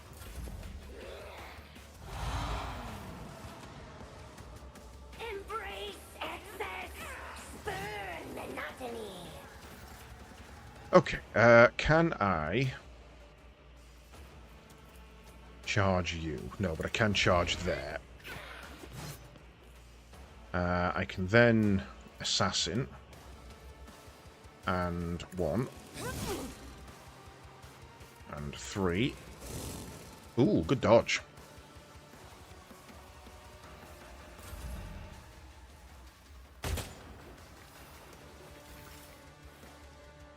Right, well, first of all, buff. Heal. Or at least temporary HP. Then heal yourself. Field medicine at its finest. And then, I believe, we have a hammer to be laying down on some people. To the brink of agony. Pascal, you're not really in a good position here anymore. Let's move you there. Bolt damage is always a guarantee, so... What exactly does this do? All weapons in... All weapons in a huge area gain additional effects. Allies' weapons. Recoil is reduced by half for 8 rounds. Enemies' dodge is reduced by -14% for 8 rounds. Okay. Enemies' weapons. Recoil is increased by half for 7 rounds. Allies' dodge is increased by +14% for 8 rounds. So definitely worth it.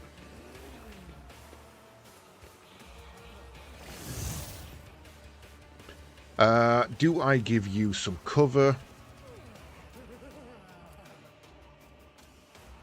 100% chance to hit, but very little damage.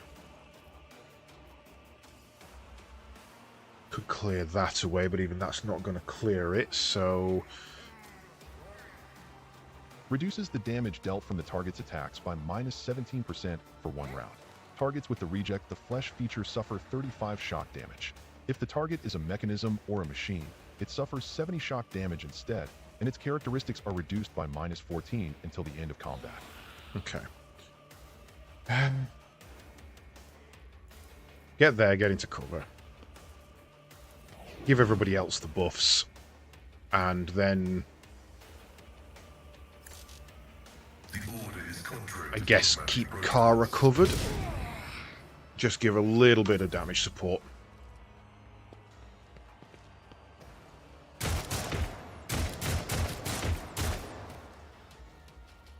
I am your doom.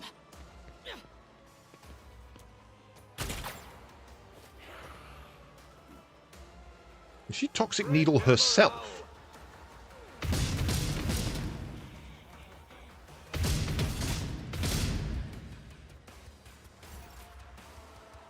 Alethea. Let's cover there. Give stat buffs to him.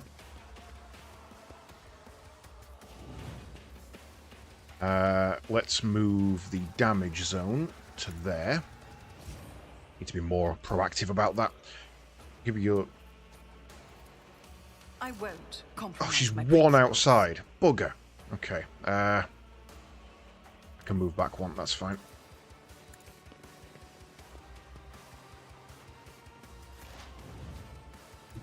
You move there. Then we can move the crit zone.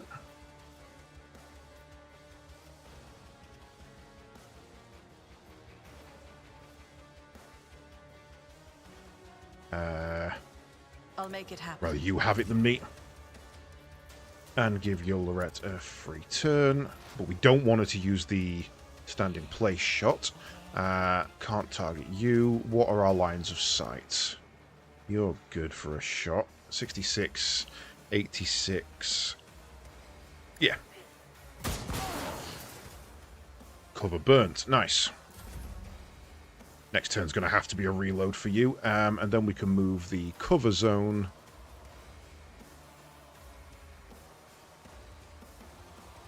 Oh, I can just get him. How wonderful. No one's burning or bleeding.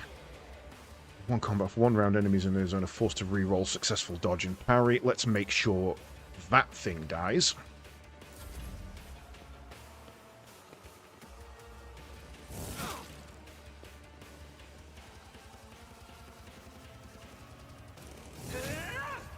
Dude! Why'd you take a wide swing there?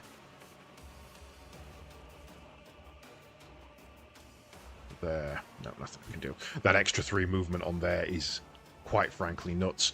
It's going to take me 3 to reload, but I kind of need to.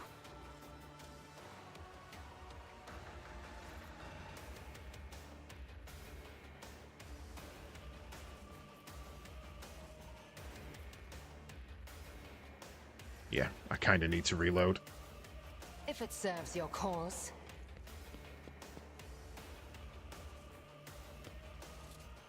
Okay, 2 shots left, so recover Kara, and we Deadeye that one. Idria, I kind of don't want you to do anything, if I'm honest, love. Just give dodge to him, because he needs it. At the moment, with perils of the warp as high as they are, really don't want you using psychic powers right now. Exploit... nothing. Give in to sensation. Hello. Are you ready for some pain? We're going to dance. We're going to dive. We're going to backstab.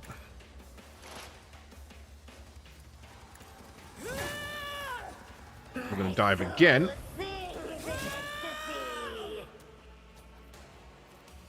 And then we're going to fade into the background as if nothing happened.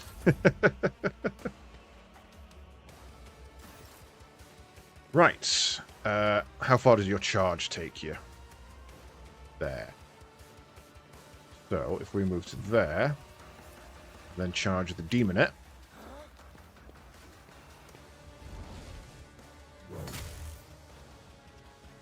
Oh, and look who just happens to be out of range now.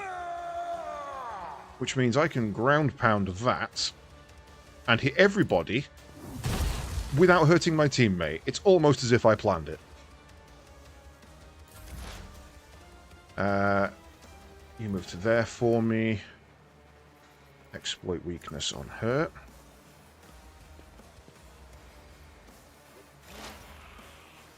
Get to cover. Other people attacking do bonus on my prey. And then we just start whittling you down. Nice! You have enough defense to do nothing there. I'll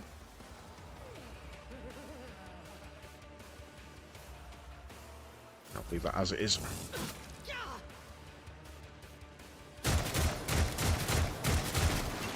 Ow.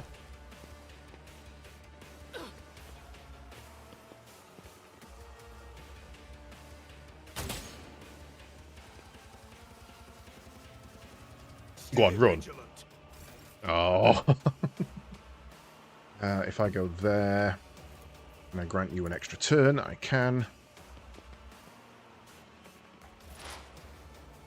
Which means you should be able to shoot her. And then pin shot as well. Let's Let's give you the buff. And move the damage zone to there. And then I won't stand for it. Enhance that zone so that everybody has to re-roll their tests. It's kind of okay. Stride forwards. Fate shapes my actions.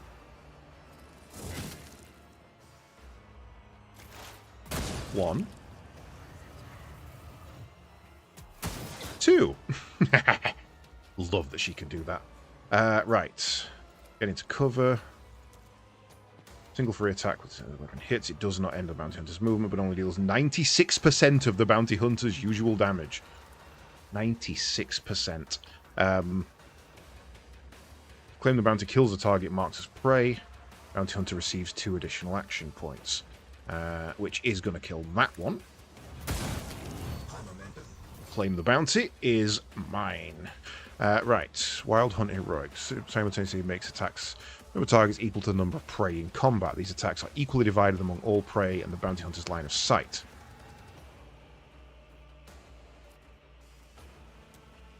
That's the second weapon. So we specifically want that one. Oh, there's only 1 prey left. Okay, not worth it then.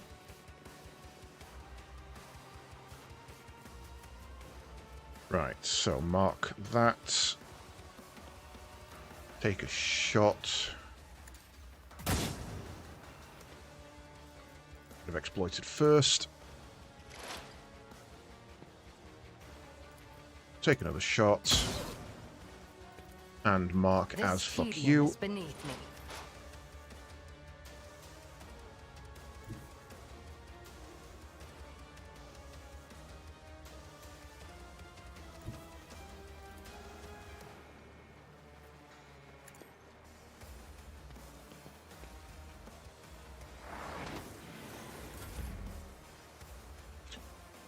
Right, I mean, most things are dead, so I can probably make a move on you. Hello. What's this one? Assassin chooses an enemy in their line of sight and makes an additional opening in their armor, whichever side is closest to the assassin. In addition, if this additional opening is not hit by the assassin's turn, it disappears. Right. Thank you. Assassin makes an attack with the current weapon against the enemy. The attack cannot miss and deals 50% more damage. It also deals additional damage equal to 25% of the target's missing wounds. Assassin's dodge reduction, armor penetration are doubled for the duration of the attack.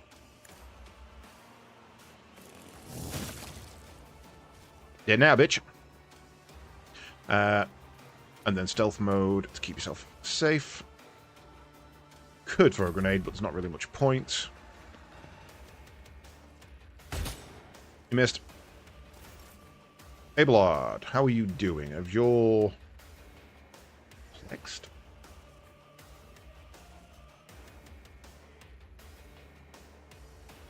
Okay, you took a weird wound. Okay. You've not got much else. Right.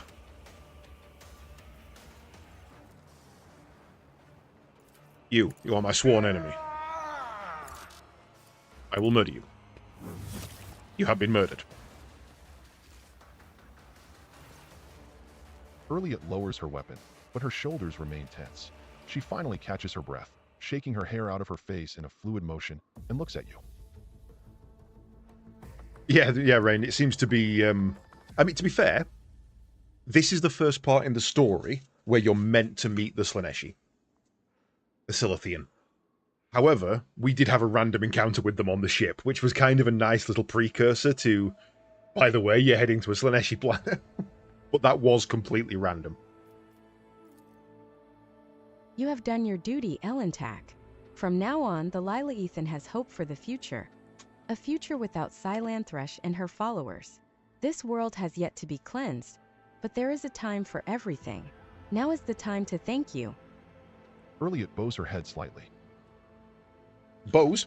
I am bows. This last I hear of cultists. Heretics are dead now, what? Are you now saying it's open season on humans for Eldari?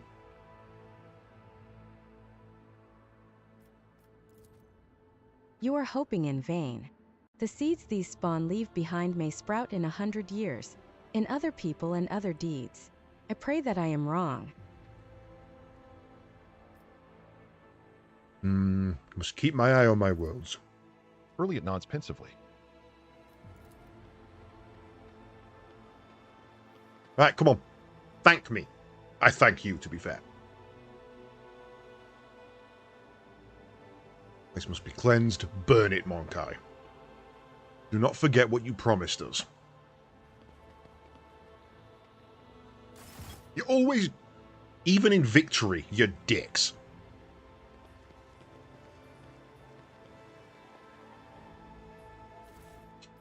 Okay, we have what? A needle. Ooh, Glavian needle pistol.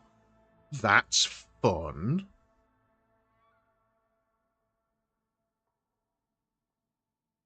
That is fun. Take that. That any better for you?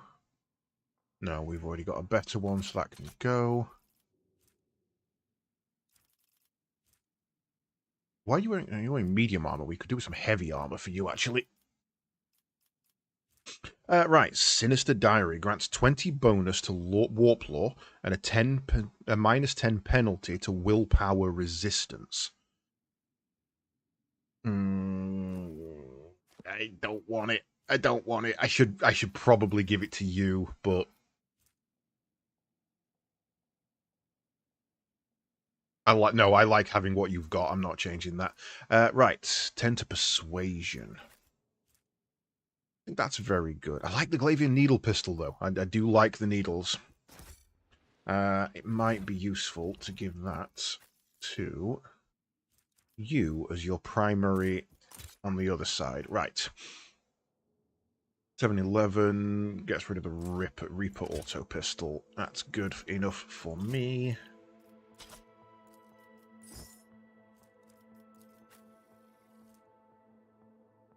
Oh, he doesn't have heavy armor proficiency. Ah, shit. Okay. Might have to respec him a second time.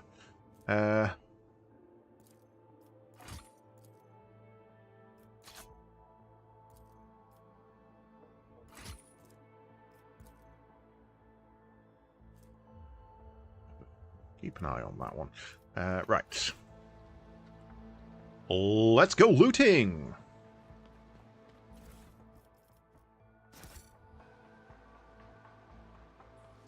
Gather up, team. I want to check all corners. I always have a backup plan. See if there's any fuckery going on. See a trap. With demo. Kara, I'm always ready. can you go grab that for me?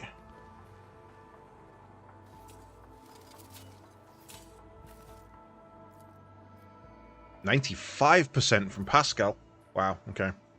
Why did they even bother bringing it? Unlocked. Is blessed with multifunctionality. Multifunctionality. Goods. Is power grips plus 10 to strength. Pascal, that might be just what we need to help you along your way. Because the bayonet is no use to you. That. Oh, they're gloves. Damn. Recoil of automatic. What is recoil? These gloves reduce the recoil of all automatic weapons by minus 50%.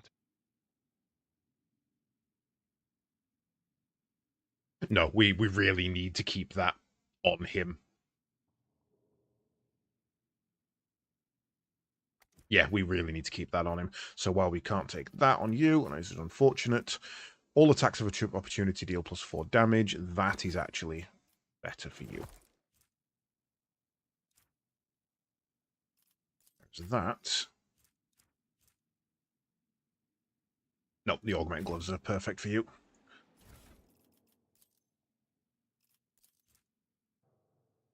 To be an aristocrat is to exist in a higher state of being, without a doubt. Each of us is born to realize one supreme purpose, to lead humanity to perfection through our example. perfection which the lesser beings have forgotten in the endless cycle of war and service. Only by attending to their physical, intellectual, and spiritual needs can an aristocrat fully devote themselves to that for which they were born, creative passions, whether that be the fine arts, the written word, government, or other more refined spheres of worldly knowledge. An aristocrat's passion is in itself a virtue and the highest good. An aristocrat must satisfy these needs by any means open to them. Nothing stimulates a weary mind like fine amasec, a good flogging, or enjoyment of carnal pleasures with women, men, and animals. In the thrill of passion, an aristocrat is at liberty to torture or maim the object of their desire. If the clergy frown upon such an act, repent, atone for the apostasy with jewels, and forgive them their closed minds, for only an aristocrat is given to understand that such acts are in service of a grand purpose. Should an aristocrat deliberately curtail their own desires in some way and fail to appreciate the gifts granted them as one of nature's higher beings, then in what way do they differ from the dust beneath one's feet, from the mindless beast, or from the crude, deceitful, useless rabble? Such a pretender is an agonizing stain on our noble society, and it behoves every true aristocrat to return our lost brother to the fold or to stamp out his contemptible life as gladly as we might crush a vexatious bug beneath our boot. Okay. Where's to got a base out of the mold? I want to. Oh, does it look good? Has it held? Yeah, it has. Okay, no, I'm glad you've mentioned that because I wanted to take a look at that as well, and I'm glad. I'm glad he took my warning to heart. I said to him, make sure you do not pull it out of that mold early. Make sure you leave it a lot longer than you think you should. And his response was, it's UV cure resin. It says it sets in 20 minutes. And my response was, no, it fucking doesn't. Do not trust it. So I'm really glad he has left it that extra day, because that now looks really good. He was also going to put it out in the sun as well. I was like, no, don't do it. Don't put it in the sun. It'll bleach it. It always bleaches it. And I know it's UV cure resin, but it's not the UV that bleaches it. So, but luckily he didn't do that either. Like, trust me, I've been where you are. I've done the whole, oh, but it's fine thing. And now I've got yellowed models. I've tried it in water in the sun. I've tried all sorts. Nothing fixes it. It just is crap. Yeah, but it's... The big bubbles in some places is always going to happen on your first one. And to be fair, it looks okay in that. I get that. That's all poison shit. It makes it look more natural, like there's stuff coming up out of the water. It doesn't make it look flat and uninteresting. Who here is less likely to be corrupted by chaos? It's probably, I mean, going on lore alone, it's fucking Kara. Go do it, Kara. Tome of Excess grants 10 warp lore, but the wielder suffers more damage from psychic and navigator powers. I must thank you, esteemed Magos. After your intervention, I feel 50 years younger. Both my knee implants are as good as new. I agreed to help out of respect for the priceless array of augmentations placed in your body. Such sacred creations deserve the best maintenance available. Cool. Yeah, no, that's good. That's good. If he's now going to edit it a little further, and yeah, I think this base looks really good. I like the bubbles in it. I'm looking at it now. I like the bubbles in it. I think getting rid of them would be a mistake. Right, that is the Governor's Palace done. I believe. Oh, hello. What's this? Is that just somewhere we haven't stood? No, I think there's a secret behind this wall. Get there. Oh no, there's another bit that does it here. Look, it's just dodgy terrain. It doesn't quite show on the map. Yeah, no, it's fine. Okay, cool. Is there money to be made? It sounded like shooting. No. Yep. It definitely sounded like shooting. I'm going to need to set someone as governor. I don't know anyone on this planet.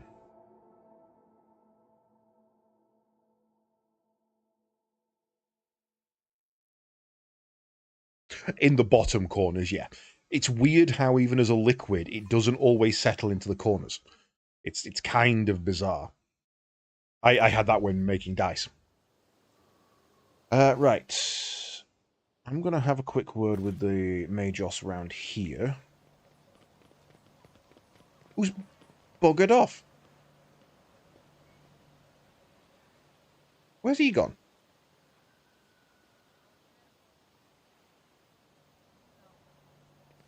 Are we moving?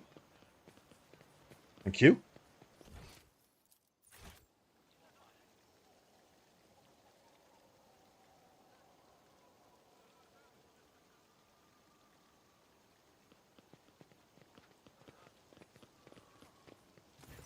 Attilius Quint offers a friendly smile.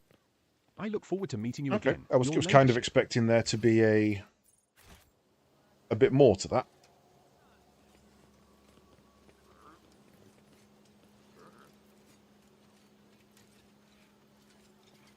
We've been over there. That looks like a goods box that hasn't been opened. Let us not dawdle. Nope. Cool.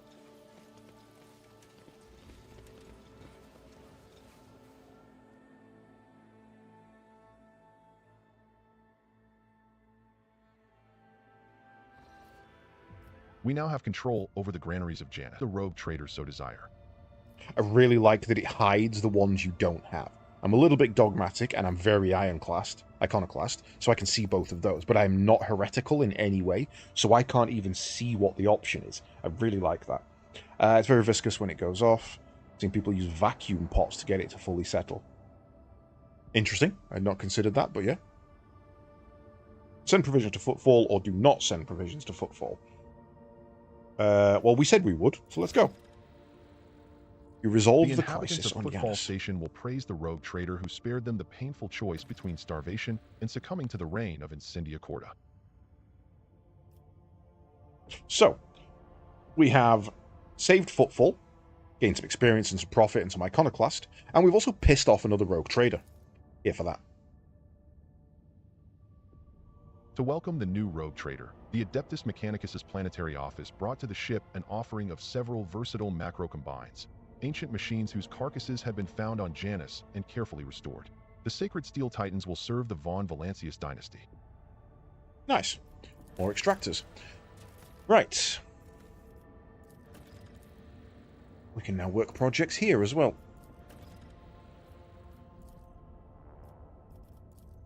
So, many planetary aristocrats have stained themselves with incompetence and lost their titles. A new nobility of chem princes will be created out of subjects who prove capable in science and governance. Those who succeed in wisely managing their agri-complex fiefs, strictly maintaining obedience amongst the commoners, and increasing the output of rare organic chemicals will keep their positions. Oh, we're going to turn this into a feudal society. That would get us Apex Stimulants, bonus to strength and toughness, and then 5 every however many it is. More security, more chemicals, and more provisions. Okay. Days of the Mutiny. Many among Janus' pampered nobility fled the planet. They are to be replaced with more enterprising servants.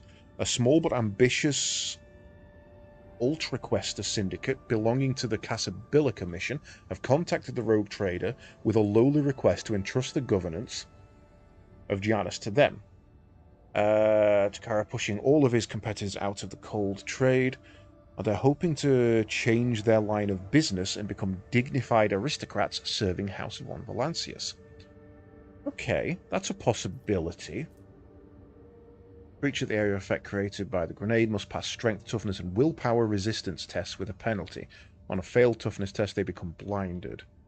There's better blind grenades. That gives us more. That gives us a lot. Casabellica and profit factor. That's useful.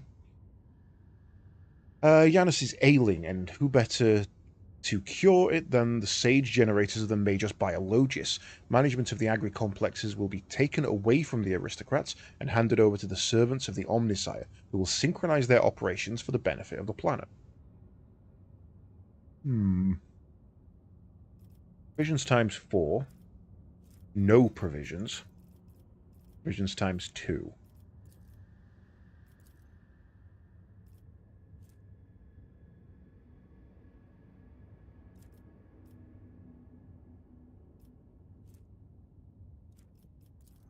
I like all of those. They're really good. But I think we should always, this first run, be running for profit factor. I think that's our driving force.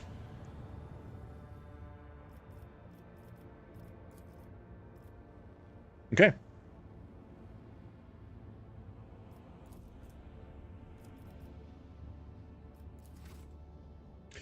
Right. In which case...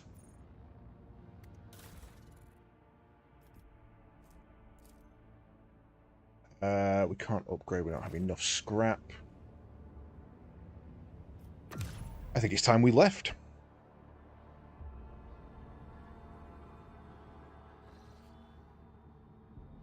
So, where to? We could head to the Forgotten Twins. Head down via these. Or round that way.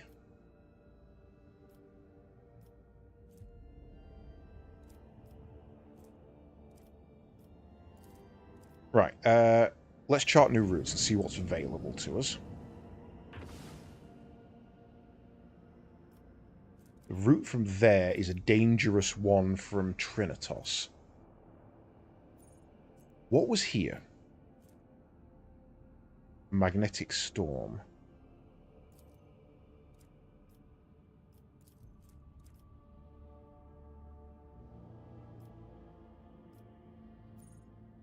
Save Eldari survivors.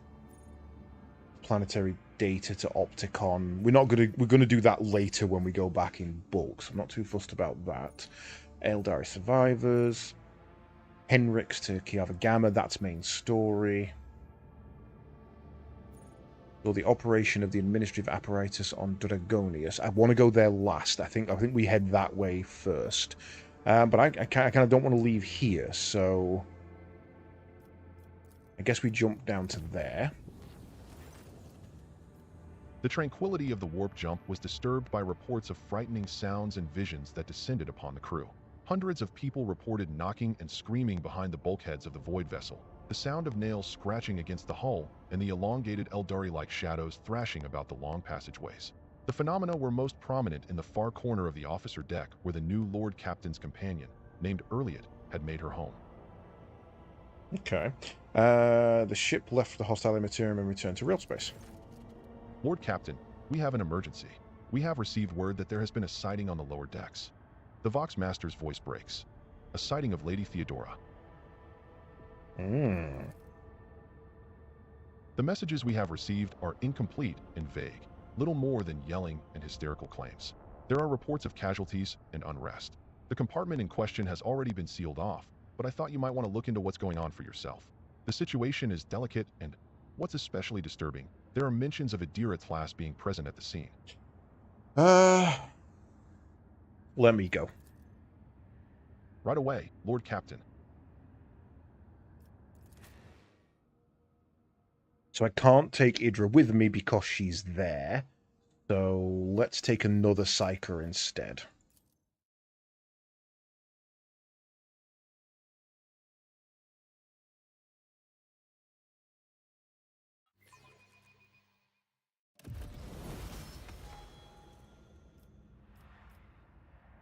Message comes to the bridge reporting. Okay, let's level you up while we're here. Arch Militant. You get your ulti part 2, you get your AP, and then we get a weapon skill. Willpower with you. Really matter. And then we want to give you some more weapons. Some armor. Version's not your thing, is it?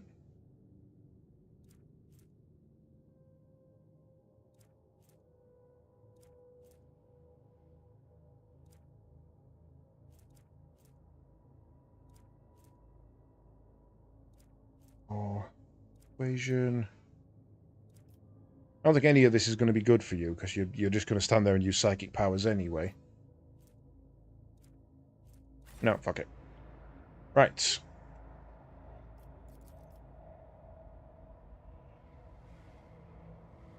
Can I have my team in a sensible order, please?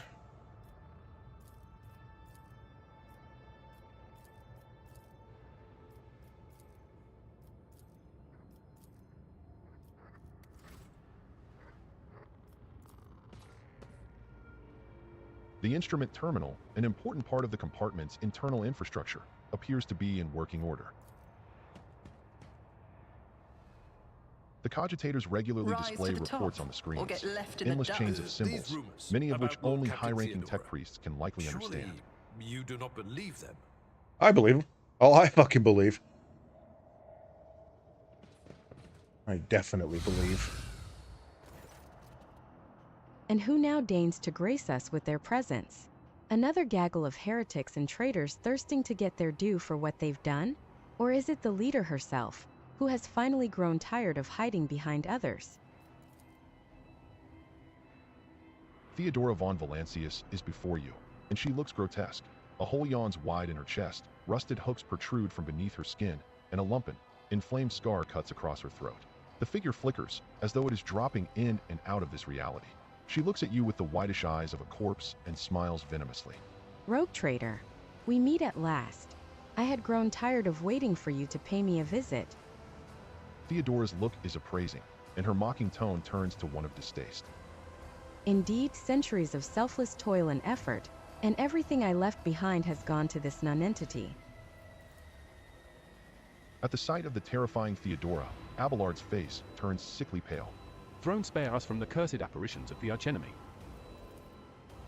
Is that what you are truly praying for? I can hear how fast your heart is pounding where Syrian. I think deep down you hope this apparition never ends.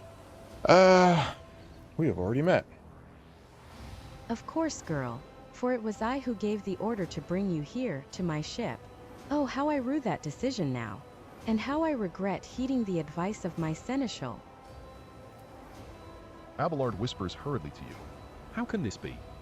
It is the same vision as on the officer's deck, and yet entirely different. Why does it not remember that meeting? And why does it remember what the real Lady Theodora did? Alas, my glorious voyage through life was ended in the dullest possible way, by death. A nuisance I staved off as long as I could. But do not weep for me, my girl. I am still keeping an eye on my property, and punishing all those who failed me. Theodora bares her rotten teeth in a snarl, her laughter piercing. Right. You're not Theodora. She is dead. There's no coming back from that. Where's Idra? Me? What have I done with Idira? Theodora laughs mockingly.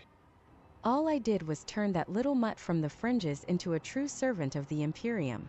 I gave her toys, I cleaned up after her antics, I provided her with everything she could ever dream of. Oh, I had great plans for poor little Idira. I'm dead? How is that?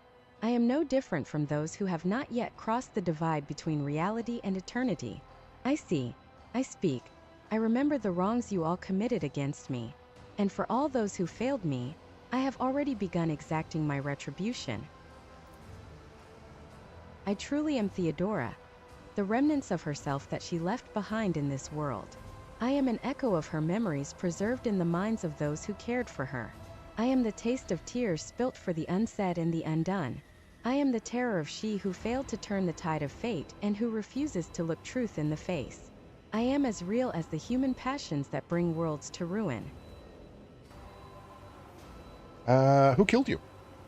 Oh, wouldn't you like to know the answer to that question? Why I asked. I don't even know which would be more satisfying, to give you an honest answer or leave you to languish in your ignorance. We'll see how you conduct yourself, little girl. It's a lot of hairspray. It is a lot of hairspray.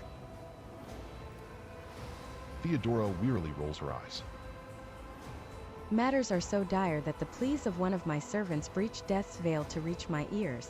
How could I ignore such a desperate cry for help, and from my little Idira no less? And once I appeared here, of course I had to meet the pretender who has allowed this deplorable state of affairs.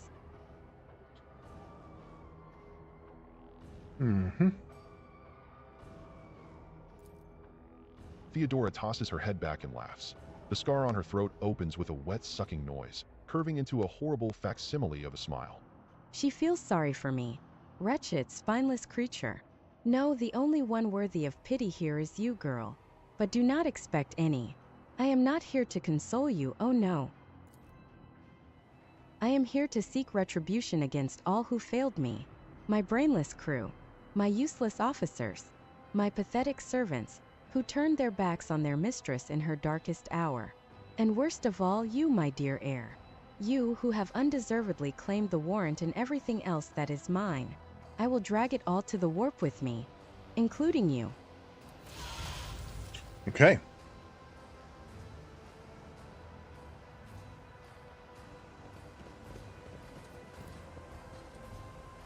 The lines on the screen look fuzzy, as though the cogitator's readout system or data storage has been damaged. The people's remains have been hideously mutilated. The flesh seems to have melted at the edges and is thickly coated in stinking mucus. Which way? Go up.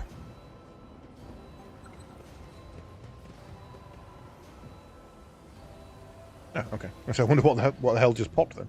Labored, stuttering growls and periodic rattling comes from beneath the casing. The wall lining is dented, as though someone tried to break their way out. That high up? Hell tried to break out up there.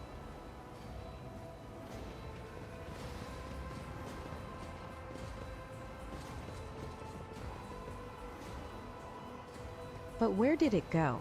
I saw it right here. Only darkness can be seen in the open breach of the macro cannon. Christ. Look at the size of the macro cannon shells. That's what we're shooting at other ships. We're shooting double-decker buses at other ships. And maybe school buses. I don't like that being there. I always keep my options open.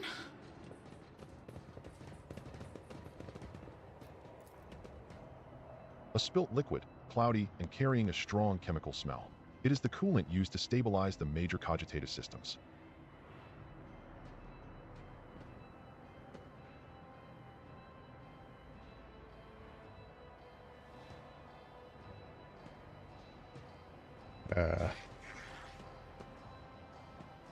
Okay. Idira. The hell are you doing?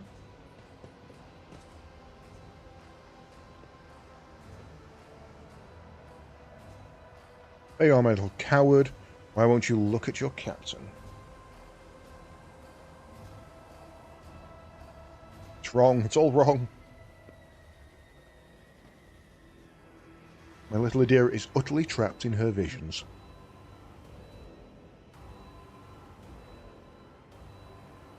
No matter. I will allay your doubts. Lord Captain? Idira turns her head to you, but her demented gaze only rests briefly on your face before sliding away. Up close, you can see that the base of one of Idira's temple implants has blackened and melted. No, wait. Lord Captain Lady Von Valancius. Idira raises her eyes to Theodora, who stands before her. Tears stream down Idira's cheeks. You came back. Theodora clucks her tongue in sympathy, reaching out to tenderly stroke Idira's hair. Poor little Idira. There. How could I not come? You were crying for me so desperately. Your pleas carried to the very depths of the warp itself.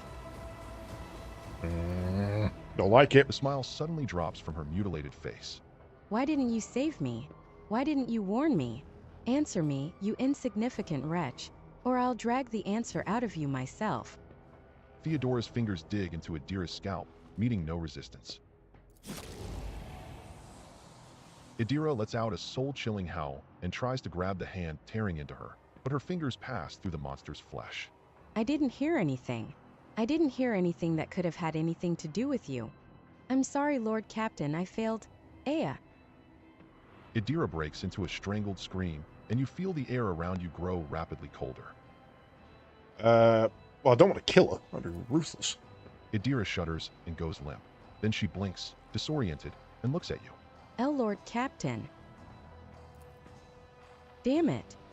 Theodora shoves the psyker away with a low snarl. The rogue trader's body begins to change, losing its human shape. Chaos will devour you. It will devour everyone responsible for my death. Die for the delectation of my lord. I like it went D, as in the German. which I think I know why it did that. Let me just go mods into there. We're looking at protagonist, female, because I think we're on Emma multilingual. If we switch it to Emma English, I should fix that problem. No. It's not die, Bart, die. It's the Bart, the. What are you? You're just a horror. With friends, obviously. Pinks always bring blues. Right. Big problem. There's an explosive barrel here. Prepare. Get into fight range. Let's go... Assassin up there, I think. I think if we put you there... Me... at the back here... Sniper at the back with me. Henrik's... cover.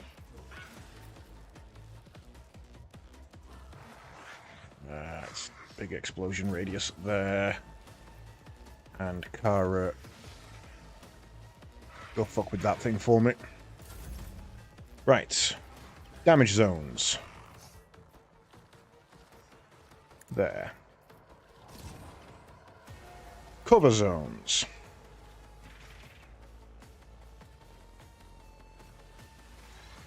It's There. as good as done. Critical zones. Who if not me? Oh, shit. The entire crew turned on me. I did not see those. Okay, that puts us in a different situation. Right.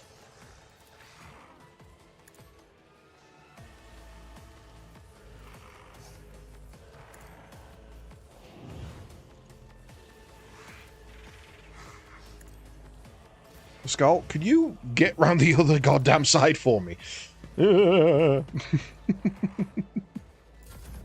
That allows me to move the zones if I need to, but I don't particularly want to. You can get a free turn. Right.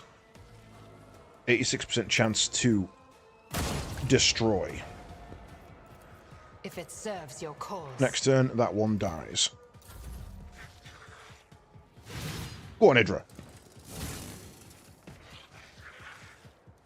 Look out.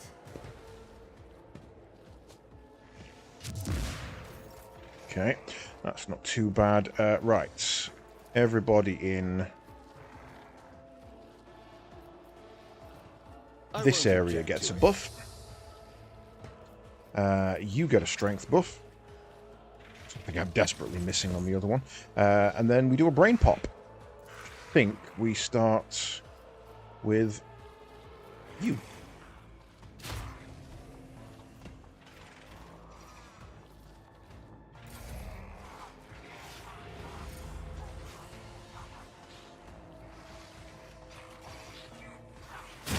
Ooh, don't do that. Go, Idra.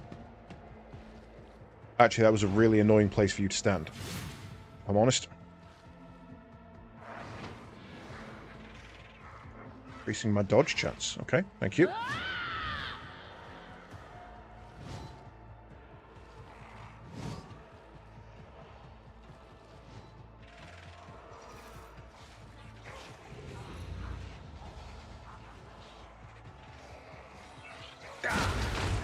Ow.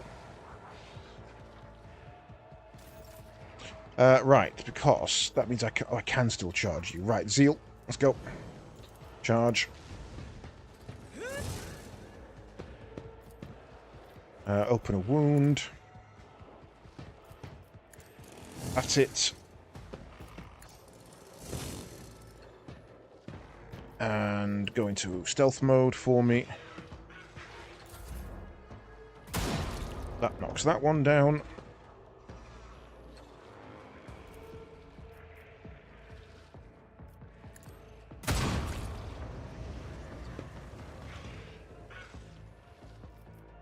Cover.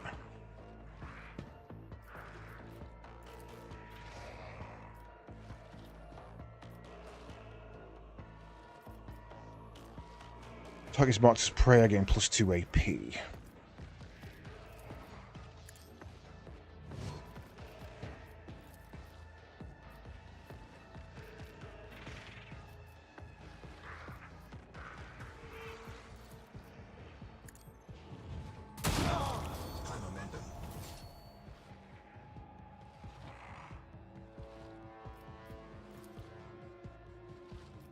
Can't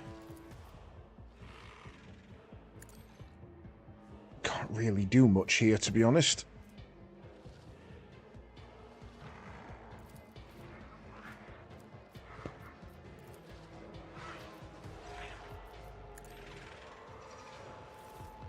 Now. Oh, Emperor, protect me.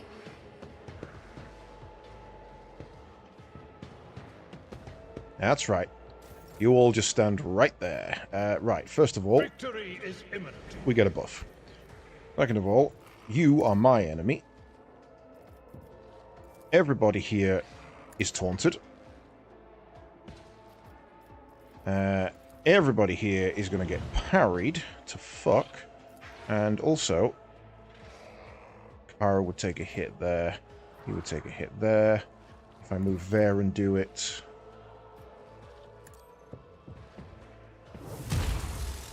Nice parry.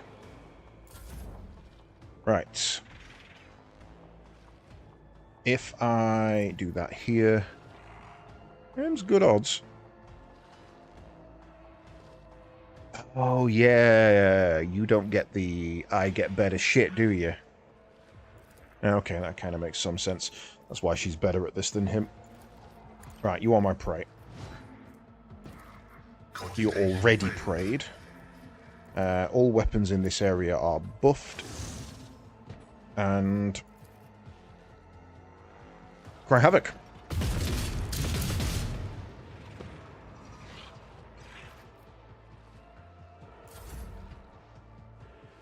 I'm actually quite happy to stay here and say hello.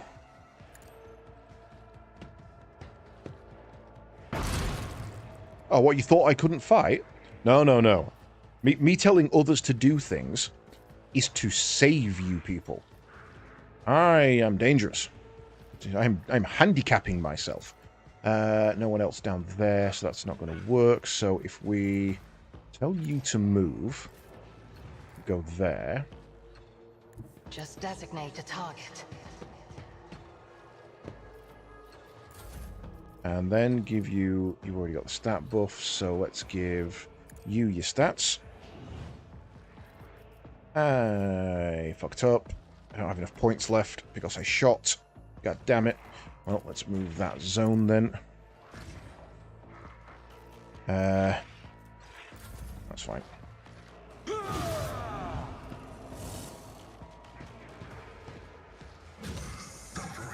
Oh.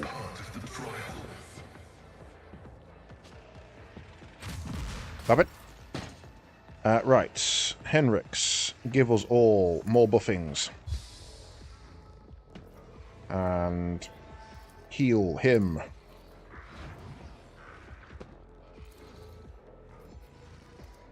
The Arch-Militant gains the Confident Approach effect until the end of combat, until this ability is used again, or until using Cautious Approach.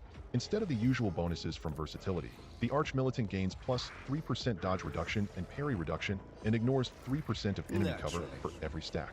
All the Arch-Militant's attacks score critical hits, but the Arch-Militant's critical damage on those attacks is reduced by half. If the Arch-Militant already has 4 or more stacks of versatility, the Arch-Militant's attacks always deal maximum damage as long as the Arch-Militant keeps the Confident Approach effect active.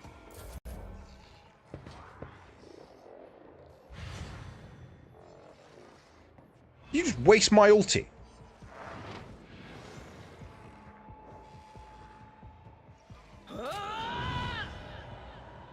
Oh, you did actually ignite it. Okay. Good.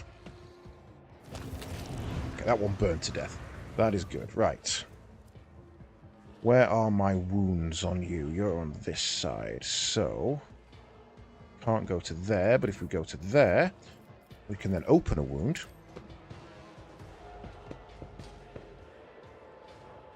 Stab the wound. Oh. Okay. Kinda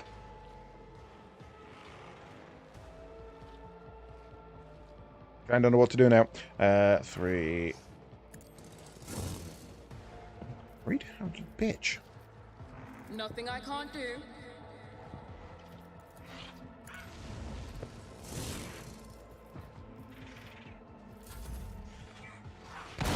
Oh, it exploded into 2 new horrors. That's why there's things there. I guess I don't remember you being there. Right, okay, Can you shoot that one? No, you cannot. Deal with that.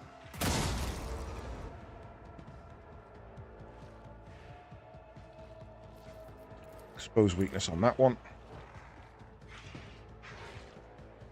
Deal with that.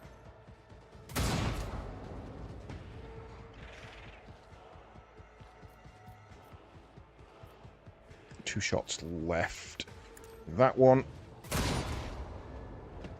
And that one. Abelard. Charge that one for me. This one is next. Fuck. That's fine.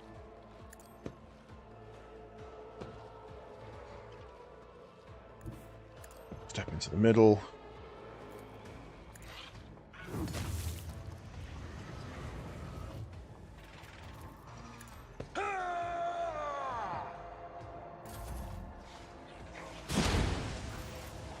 Ow.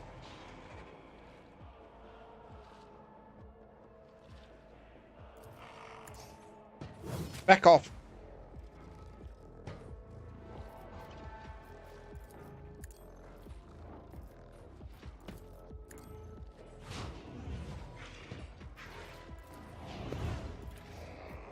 Somebody just get all the buffs and kill the goddamn thing. Oh, it's going to be me, isn't it? I'm going to melt the motherfucker. 33%. 5%. 65's your best bet.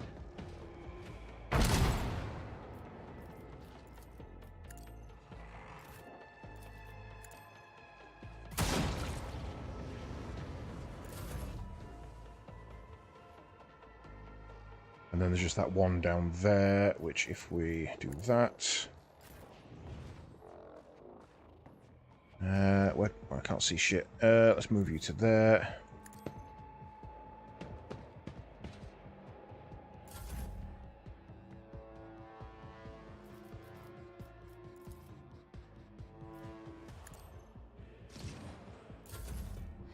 Don't touch me.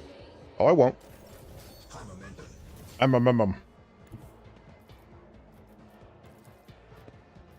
Everyone, step aside.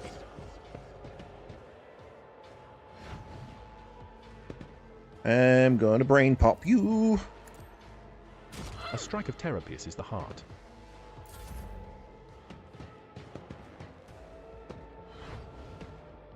Greatest lies are the ones we tell ourselves.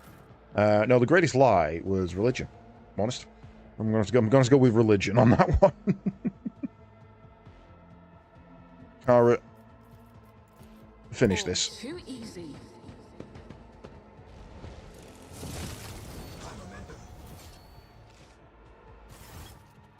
Idira stares at Hey, you with kiddo. crazed eyes while clutching the wounds on her head.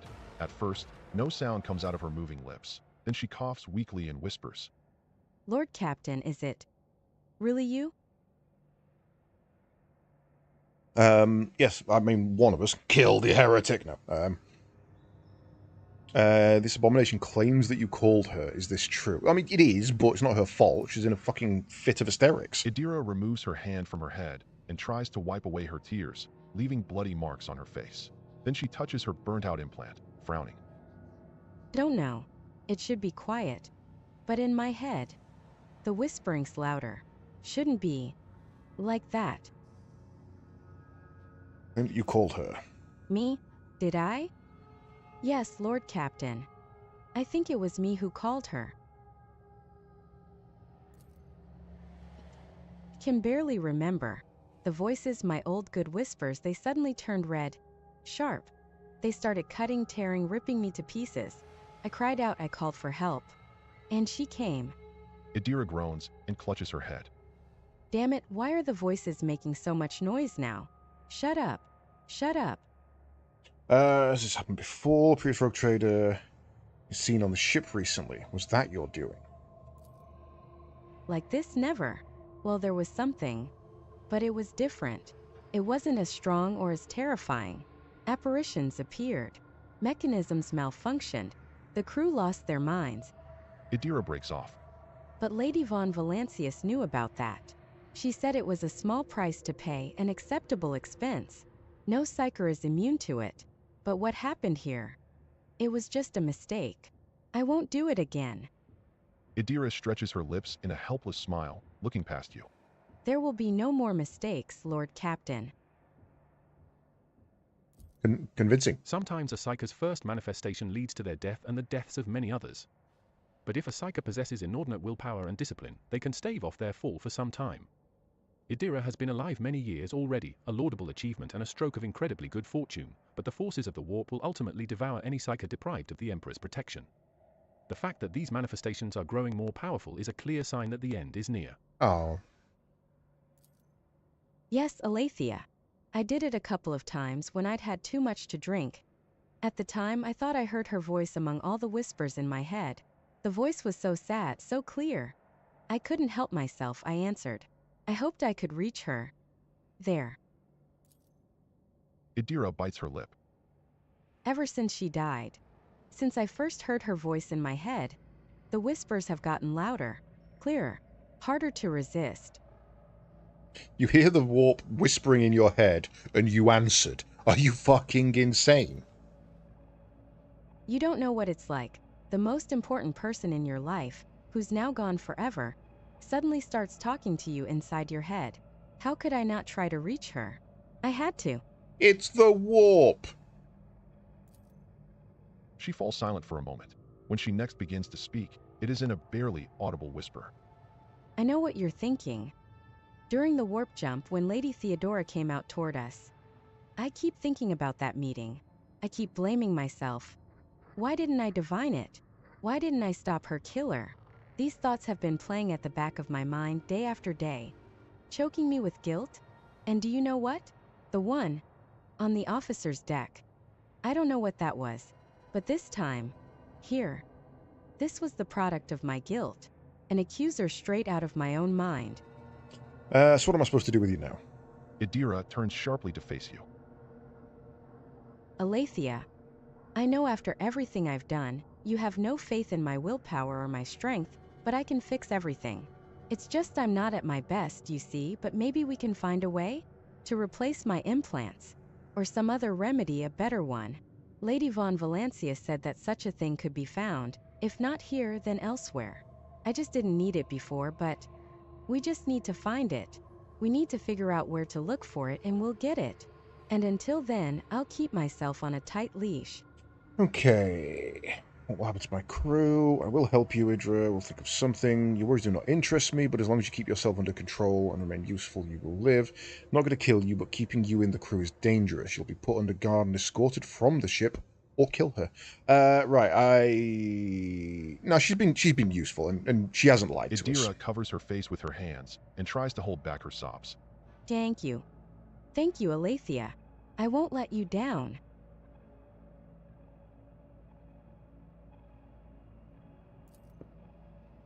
Idira awkwardly shakes out her stained clothing. I think I'd better. With your permission, Lord Captain. She sways, takes a step back, and faints. Oh, she's gone. She's fucked. Lord Captain? The Vox Master's shaking voice comes over the comm bead. I received a report that the shooting on the lower deck had stopped. I presume you have brought the situation under control, awaiting further instructions. Build routine 721 initiated. I don't know exactly where that was, but I think it should be there. But I'm just fixing something that I realized I'd moved for part of the Monopoly and forgot to remove back. There we go. Right. Got rid of the warp's illusion. Idra's alive. Everyone who was on this deck is dead, including the attackers. Weapon was entirely the fault of Idra. Dispatch servitors here and put her out through an airlock. Shit. All right. No, let's not space the bitch. You hear unconcealed relief in the Vox Master's voice. Of course, Lord Captain, as you command. I'm not losing one of my. I'm not losing a powerful psyker. Right. Serrated mono knives. I'm guessing they're no good for Kara. Nope.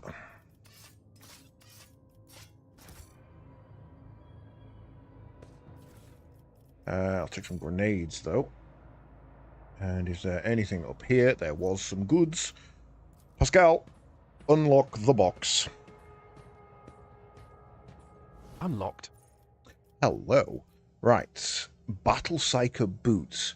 The wearer gains 3% dodge until the start of the next turn for each enemy affected by their Psi powers or Psyker attack staffs. She's not in the group, I can't see. Unsanctioned Psyker or Psychic Awakening. The triggering psychic phenomenon or perils of the warp, where a psi rating is increased by +1 until the end of combat. That's fucking nuts. The wearer gains momentum and temporary wounds equal to their resolve. That's insane. Guardian Cowl, +10 toughness. Once per combat, whenever the wearer's wounds drop below 35, they gain 12. That's not even temp, is it? That's just 12. And a machine right set. Goes across that. Wait, why does that go across there? What is a machine right set? It is just miscellaneous cargo, isn't it? Yeah. Should be in there.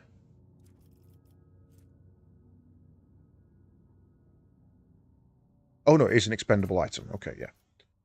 Yeah, we take all of that. And then we do some level ups. 21, you stupid. Right, so what do we got?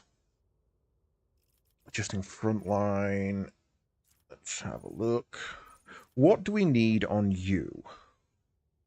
You're kind of working perfectly. Using a stratagem on backline area grants allies 8% additional crit against enemies they are protected by cover from. There is no enemies in the backline area. The first attack in the turn made by every ally in that area costs less AP. Useful.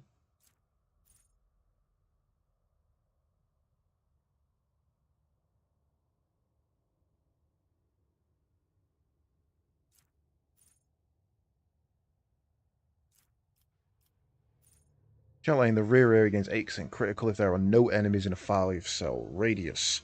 I mean, that feels like that's what I'm using it for, so... combat tactics... Don't need that anymore.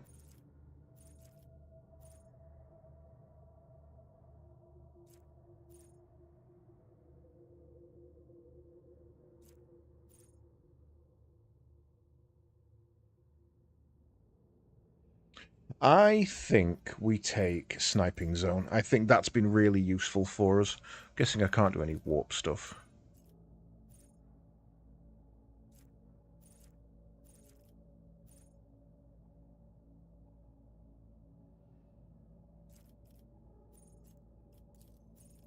Yeah, let's take Sniping Zone. And we can have a plus Fellowship. Next.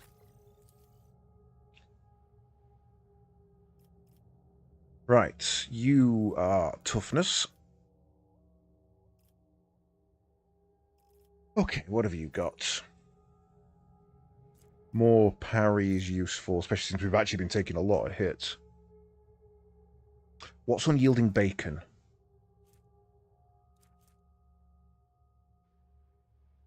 Each attack against the Vanguard grants them +1 stack of Unyielding Beacon. Each stack increases their resolve by +1, up to a maximum of +15. All allies in a 2-cell radius around the Vanguard gain 1/5 of that bonus. Temporary wounds applied to the Vanguard now stack, but only remain stacked until the start of the Vanguard's turn.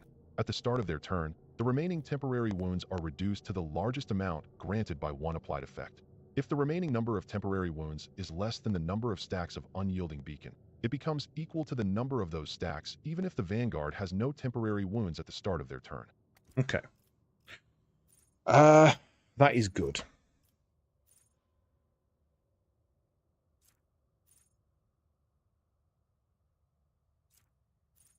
That's just for being what you are, isn't it? 21% parry against enemies that consider the Vanguard a priority. Oh, that's really good. And just a flat 21% additional parry. Versus 13 there.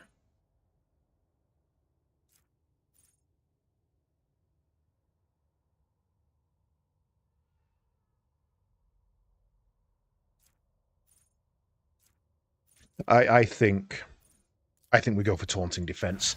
I'm not even going to read the rest. That is exactly what we need. Right, Kara, my beautiful dancer of death, you. No. Aim for the opening on the same target, reduces the target's dodge. Lethality chance, more damage of hitting an opening.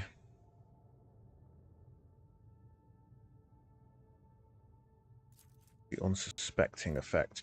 Creature's chance to be hit and critically hit by the assassin are increased by 7%. Does direct damage to a target. You know what I kind of want? Where was it?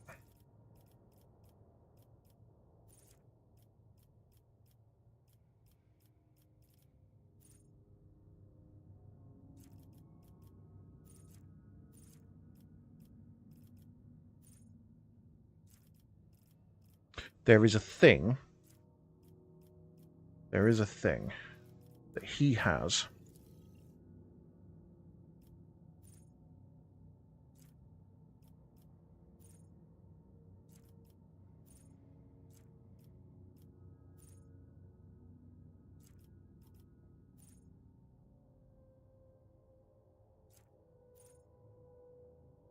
Where he auto-attacks back against parries. Is it not one of these?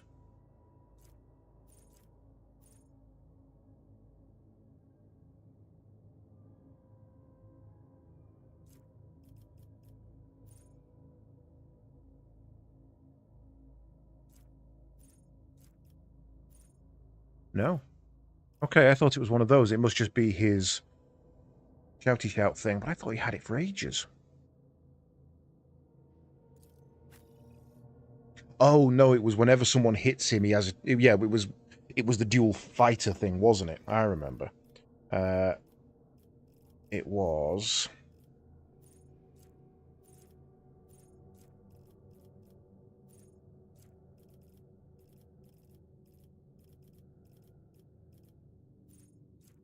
I think she already has. I think the problem is that she's dodging, she's not parrying. Yeah, okay, that makes sense. Just ignore me.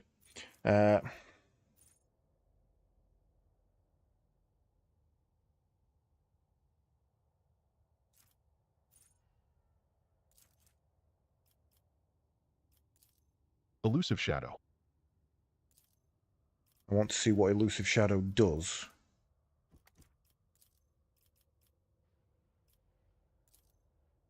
Oh, it's there, right, okay. Why does it tell me what it does?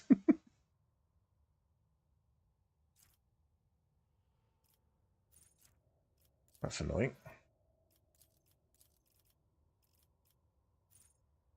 Again, plus 4 MP and plus 10 lethality. Lethality is specific assassin parameter is equal to the dodge or dodge reduction, whichever is higher.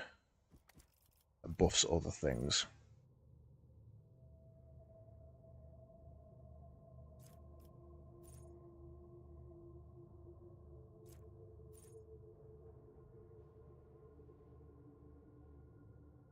Agility divided by 2% is not a lot.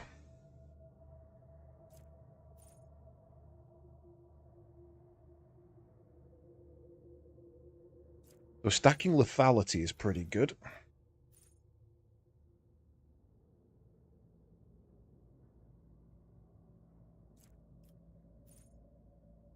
Critical hit chance, 10 armor against Xenos or Demonics. Their allies gain half the bonus. War Hymn, each demon or Xenos in a 5-cell direct damage.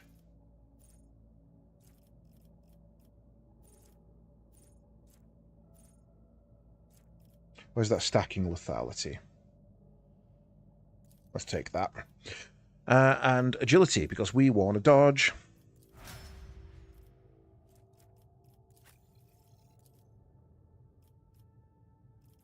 Ballistic, yes.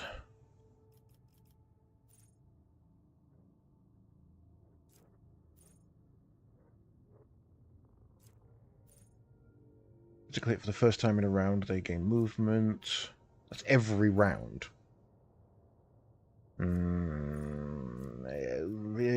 Maybe. How much? Target's difficulty tier.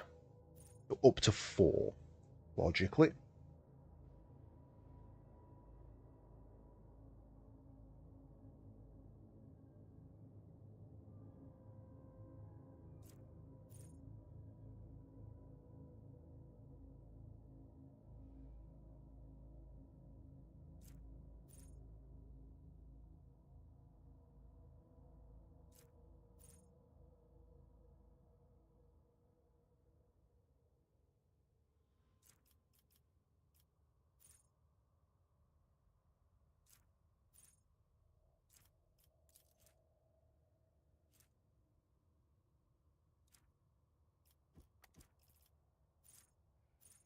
Critical damage up by the character. Eldari range is increased by 6. I think...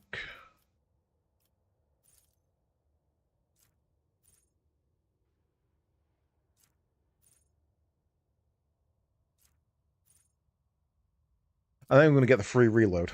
I'm going to try and get the free reload every now and again. Specifically focusing things that are higher levels. Right. You need ballistic skill. Or intelligence, but realistically ballistic skill. No, intelligence. So let's try and keep them as balanced as we can. Right.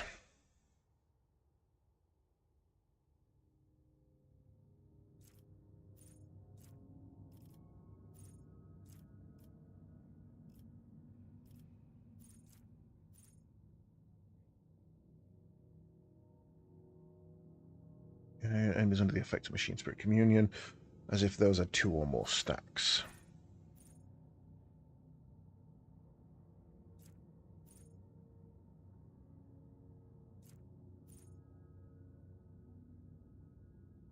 Raid grants allies an additional +2 times praise difficulty % damage against it. Yeah, okay, that's pretty useful. We're doing that a lot, so... The fact that we've got 3 people with prey means that everybody is just severely debuffed. And it doesn't really matter with you. What new fangled warp shit can you do? Anything fun? Nothing that's not in favourites.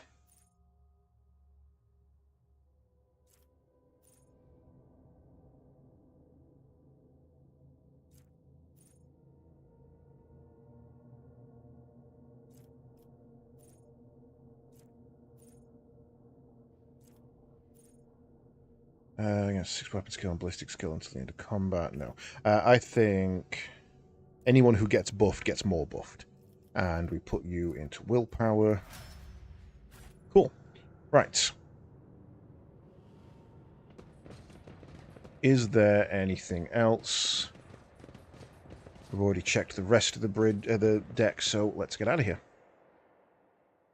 I do like these little side missions. They always feel kind of important, rather than just, fuck it, go in and kill some shit.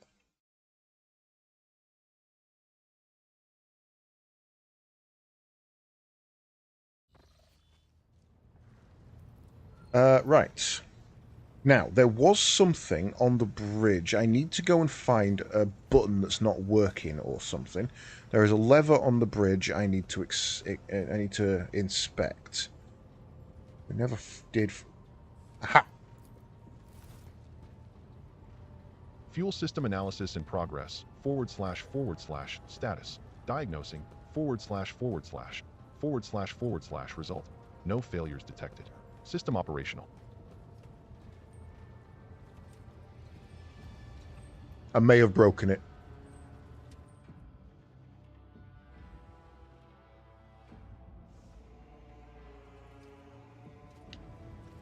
May have broken it. Was that it? Was that what I needed to do?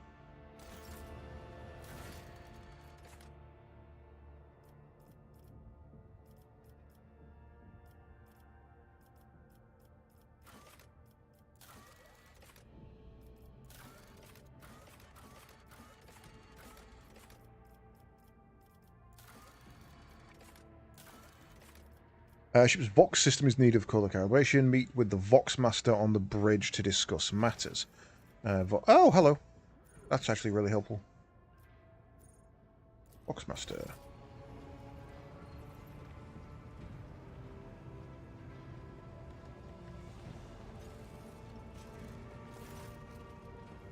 When you approach, Vigdis pulls away from fine-tuning another Vox and bows her head. Lord Captain, the ship informed me of our imminent meeting. My personal log states that the ship's Vox system is malfunctioning. Can you explain? Lord Captain. The Vox Master is caught off guard by your question. It takes her a moment to find her words. The Vox system is functioning as expected and no communication problems have been reported by any of the crew. Please allow me to check the system's calibration settings in your presence to alleviate any concerns you may have about its performance. The Vox Master's thin fingers dart between hundreds of wires and cables on the control panel. Flipping switches and turning dials, she issues commands and methodically checks the lines of communication with the crew on every deck. At last, accompanied by the sound of static, the crackling of the Vox, and the flickering of signaling lights, the dance of her hands concludes. All finished, Lord Captain.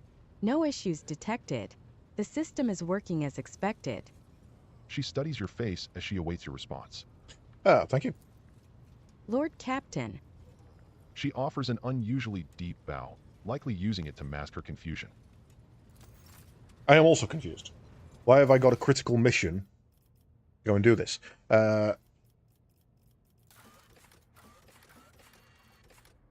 Don't show completed. Right. Critical tasks. The Forgotten Twins system is of particular interest. Yeah, I know. That's where I'm heading. Contracts. Oh, hello. No. Oh, okay. Right. So that's how we... That's what these are for. Profit factor 3 for 10 provisions is not really worth it for me. Why is that one listed as critical? Ship has returned from an expedition to the Goddess Star with no Xenos treasure, no coordinates of promising worlds, nor anything else of value. All they have brought back is a mysterious protein-based slime that is edible and replicates itself at a phenomenal rate. Oh, not Tribble Stew! Whoever purchases this amazing substance will be able to grow it in cultivation vats to feed entire hives. Oop. Not interested. Anything that cuts into my profit factor. Vladium Takora has entered into a trade war with a competitor in the coal trade. Having lost several of his Xenotech procurers, he is in need of a powerful and influential supplier of the forbidden merchandise. Cool, that gets me some more profit factor. We need some plasteel. I'm on 2 at the moment. Why is that listed as a...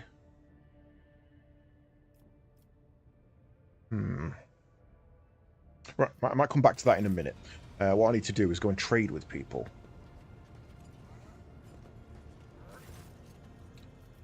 The High Factotum Janry's Danrock greets you with a cool smile. Of course, Lord Captain. Who interests you, exactly? Oh no, it's not that one, Certainly, is it? Lord Captain. Transportation of goods, right. So, we're now up to 35. So we could get a power claymore, which is a 2-handed. I'm not too fussed about that. Multi-keys and a cloak of hatred. Each enemy killed by the wearer's area attacks increases the wearer's damage by 3%. That's a maybe. Hood grants the wearer 10 bonus to willpower and 15 to damage, to psychic and navigator powers, but inflicts penalty of weapon skill and ballistic skill. Reasonable. Flamer, not interested in that. So you're a maybe. We will stock up on crack grenades, however.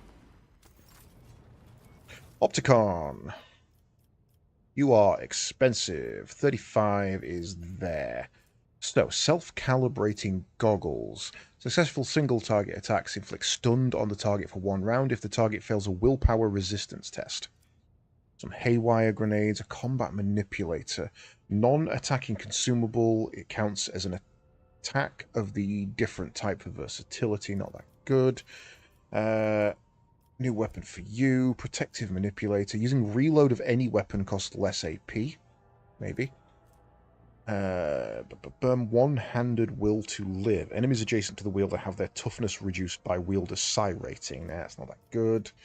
And a plasma pistol. Not great stuff there. Wow, those are straight off the bat. What the hell?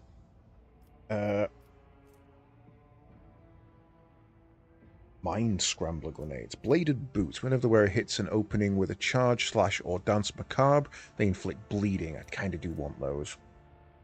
6,000 is so much. A Precise Bolter. That's how much. So it would be, we'd be spending 6,000 just for Bladed Boots. That is an insane... Wait, what was that? Hex Rifle. Drakari, not interested.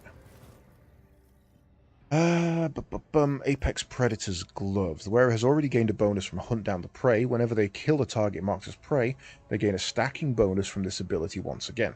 That bonus duplicates the highest tier of Hunt Down the Prey. Maybe. A second needle pistol. Melter charges and an old shield. We're nearly at the point where we can have our first shield. Allow the wearer to block attacks. The first use of the shield in a turn costs 1 AP less.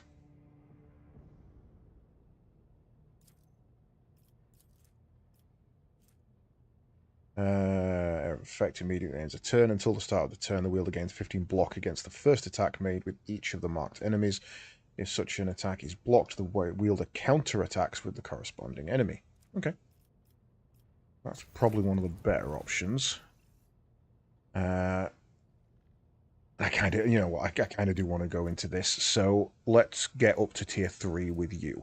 We need 1,500.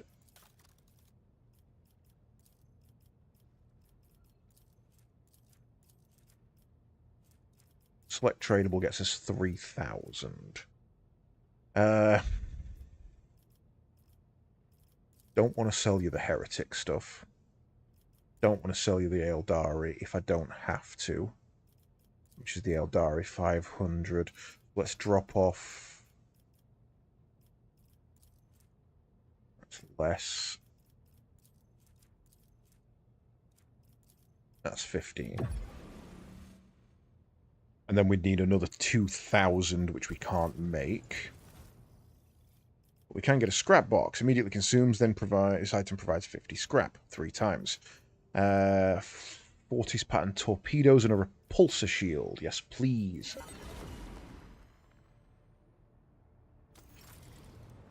Kinda do want those bladed boots. Kinda do want those bladed boots. There's just no way we're going to get there. Oh, fuck. We are. Oops. We only just get to tier 1. Alright, I'm doing it. I'm doing it. Right. Hide untradable. Select all tradable.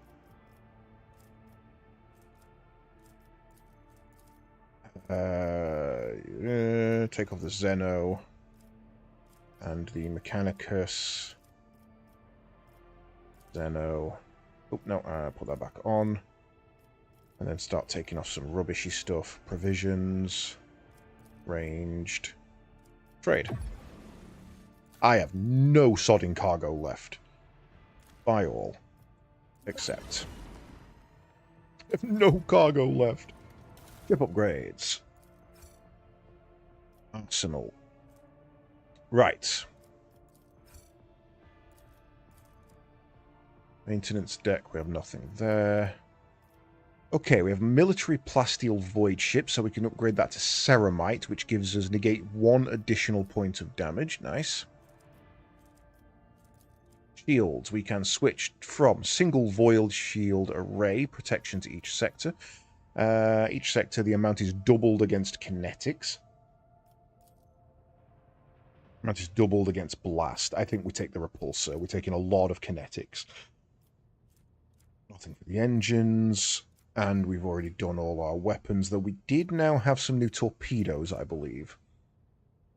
Fortis patterns. We're using Mars pattern. Wait, where are our torpedo tubes? It's them, isn't it? We're using the Voss pattern, which is 4 at 19.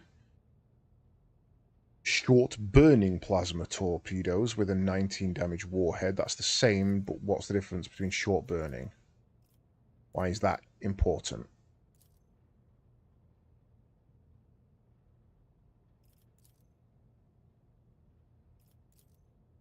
I don't get why they're different.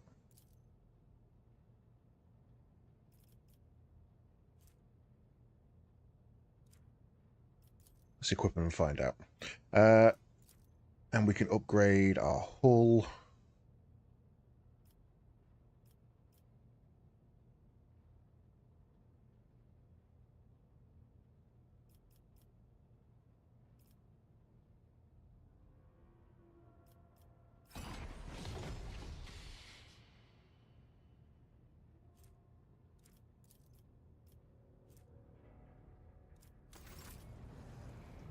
Right. Back out to space.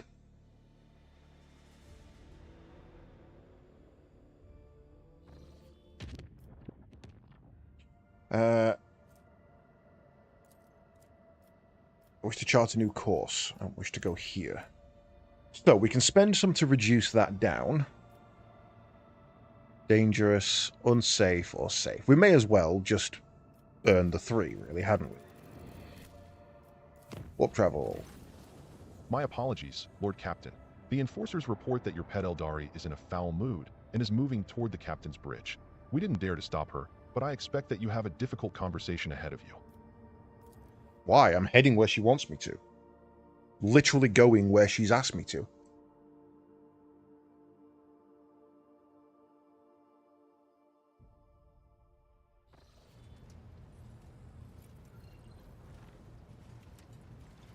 He nailed the arrogant walk. Mr. Bond. Please spare me a brief moment of your time, Elantak.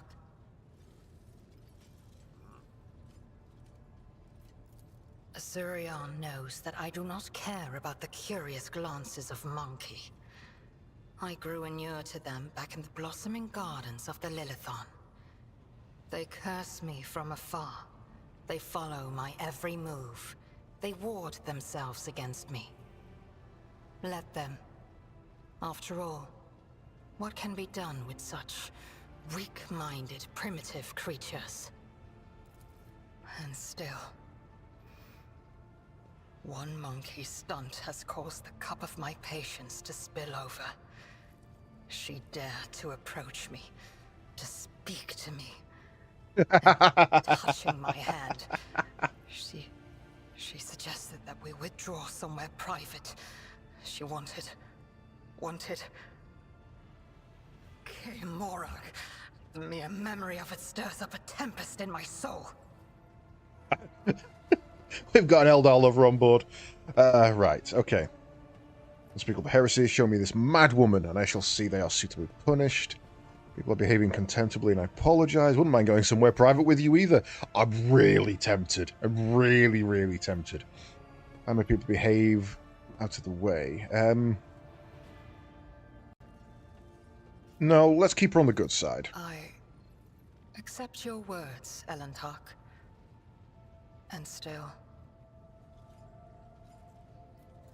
try to imagine, Elantak, being lusted after by a wild beast. It is foul, disgusting, so vile that it makes your very soul shudder. I mean, to be fair, the last time you people did that, you birthed a chaos god, so I get it. So I don't have a chance either.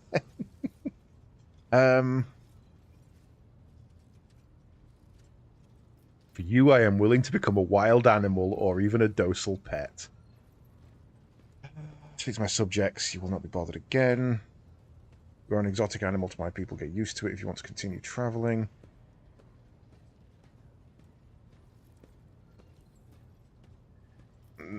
I feel like all of them are prying, and the answer is just going to be yes. Of course, I think it's disgusting.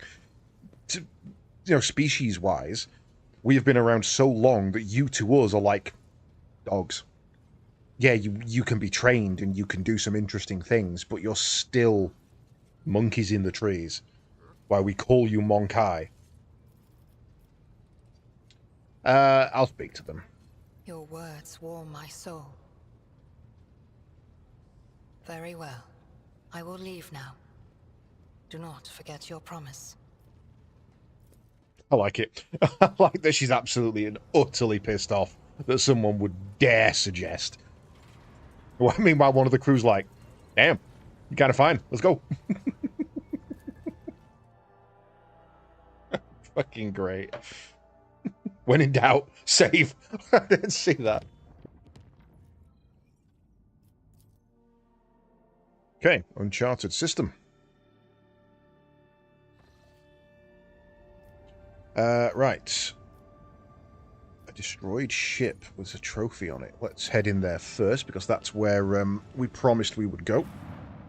Oh, apparently it's not. Just some random shite. Don't care about that. Oh, no, we're not at the world yet, are we? Ooh, some Xenotech. I will start producing Xenotech. That is going to be useful for later.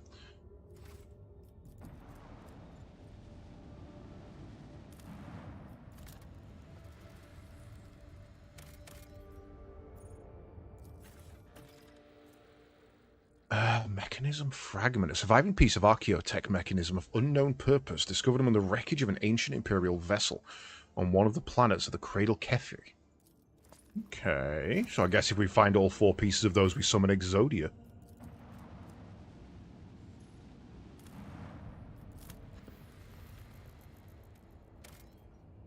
Oh, we can land there. Do we have any Promethium income at the moment? I don't think we do we? Oh, we do. We have a little bit.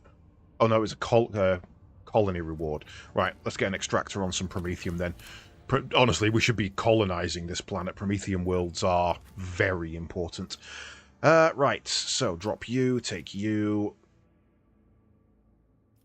Accept.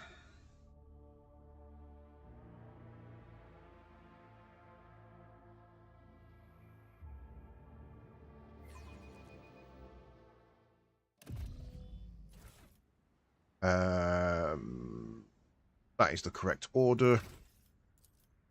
Level up our bounty hunter. We want you to have willpower. And you should now have some new psychic powers because you've graded up. Enemies that fail willpower tests, Psycho's psychic powers will suffer an additional 12 direct damage every time they suffer mental damage. Fires are kind of damage at the moment. Anytime any damage becomes an enemy becomes target of a particular psychic ability for the first time, this enemy suffers a -5 penalty to their int and perception, and I gain +2 until the end of combat. Useful. Enemies that become target of psychic powers gain a stacking 5% penalty. Every 6th use of a psychic power, all enemies gain a stacking penalty. Enemies are blinded, stunned, or immobilized. First time in combat, an ally becomes target. No. Force weapons. No. Use of heroic hack decreases degradation. No. A psychic power used each turn increases veil degradation by 2 points less. Maybe.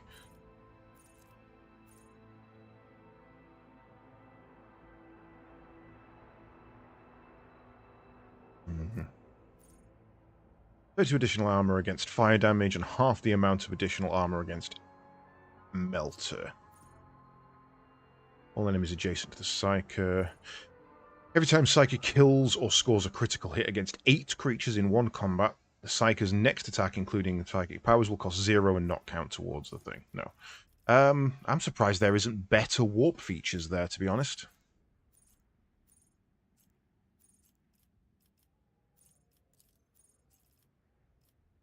I thought after grading up, we would have unlocked more stuff. I'm not seeing it. Maybe it's their abilities. Yeah, it will be. It'll be next level. Right.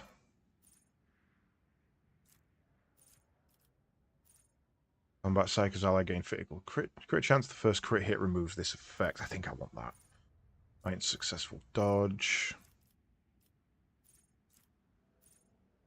Yeah, let's get Edge of Fate. Plus 15% crit until you crit is kind of cool.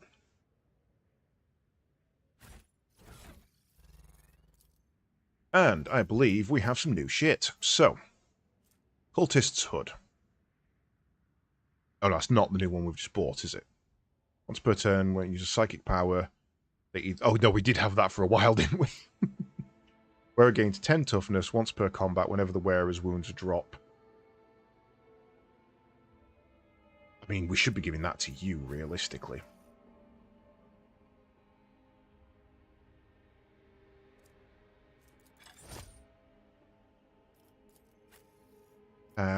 What else was new? Did we have some Psyker's boots or something? Oh yeah, whenever wearer uses gloves, injury or falls unconscious in combat, their allies gain a +1 bonus. Whereas Psi ratings increase by 1 until the end of every time there's a... yeah, okay, we'll equip those. And was there some new boots? Bladed for Kara, Warmongers, Disciple, Vanguard, Battle Psyker. 5% dodge until the start of their next turn for each enemy affected by their Psi powers or Psychic Staff attack.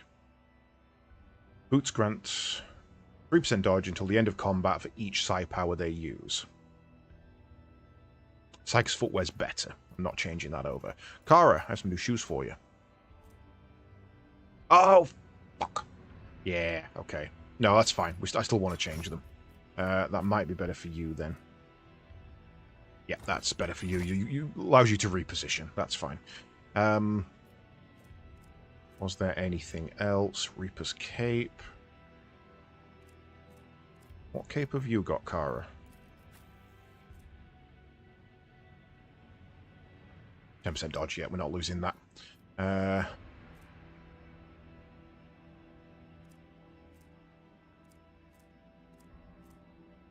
Cool. Right. Are we in order? We are.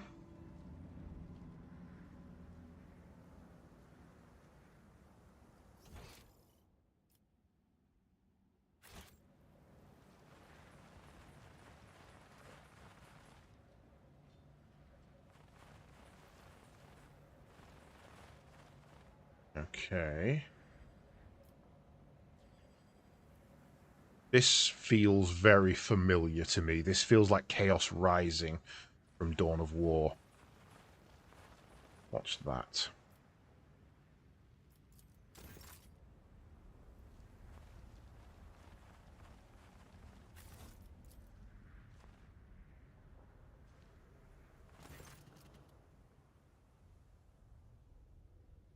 Two skeletons are lying in strange positions, as if one was either carrying or hugging the other and did not let go even in death. Their gear is badly damaged and decayed. Idira, can you come over and inspect that for me? You've got a much, much higher awareness. Two skeletons. Oh, that are was lying with in your strange awareness. positions, as Wow. if Okay, we passed. there are three things worthy of note. Fragments of some sort of devices that both skeletons carried on their belts, some shiny trinkets in the remains of the carried skeleton's bag, and an old portable cogitator in the other's bag. Try to extract data from the cogitator. The cogitator has been exposed to the elements for decades, or even centuries. It is a small miracle that you are able to extract a fragment of a Vox recording, apparently the last communications. Scout 1, we're rich. Chaos, take me. Rich. Look out. Fly. For crying out loud. Spit it out. What have you found? Scout 1, Rich. Screw footfall. The expanse can go to the orcs. We're out of here. Calixis, here we come. Look out. Yeah, because with our record, Calixis is definitely the place to go. What makes you think life's better there anyway? Okay, so they struck it rich on something. Scout 1, I want a house on some planet. A mansion. With a lion statue at the entrance. It'll have a servitor with one job, dusting my lion statue. Look out. Fly. You idiot. You're still on a dangerous planet. Quit sending me your hollering. Get back here, or just tell me what you found already. Look out, Fly. Look out, Fly. You coming. Look out. I'm coming for you, dumbass. If you're not responding just to mess with me, you're dead meat. Okay. Summon the broken device. The pieces of broken tech suggest that this was a rudimentary radar jammer, an item commonly utilized by pirates in the Coronis Expanse. The trinkets are clearly of Xeno's origin. They are miscellaneous, time-worn items that have no particular value. One can assume that they are petty trophies looted from several corpses. Oh, he found some Xenotech I and always have a backup plan. thought he'd struck it rich. Okay.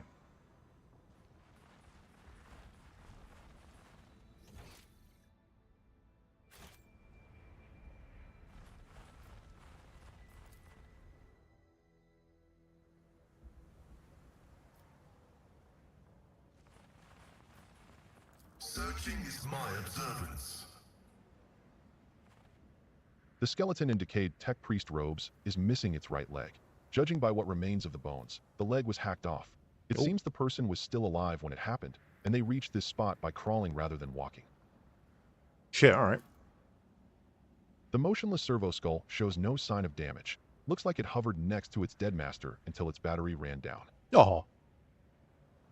So that kind of rules out Necrons, then. Scarabs wouldn't have left the servo skull intact. Leaving the Lilithon is a difficult decision, but my path leads me onward, to search for my brothers and sisters.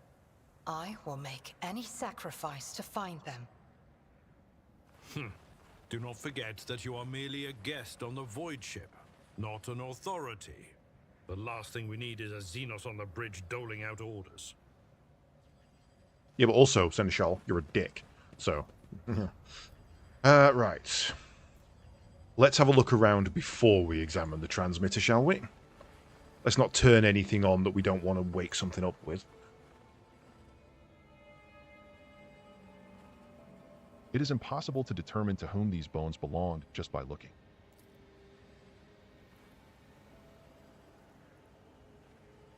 It is impossible to determine Failed to on whom a these bones belonged decent just by chance looking. there. That's interesting. Right. Let us not dawdle. I feel like we're going to need to be up here. I feel that's where the enemy are going to snipe us from.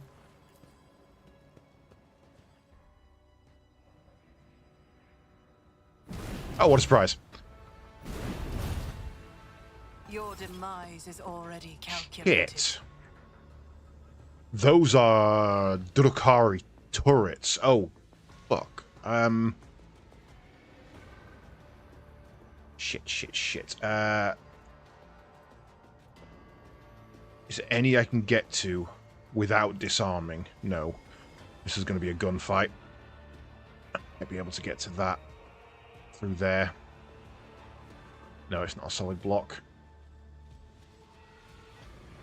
That one. Okay, right. Melees, you're at this side.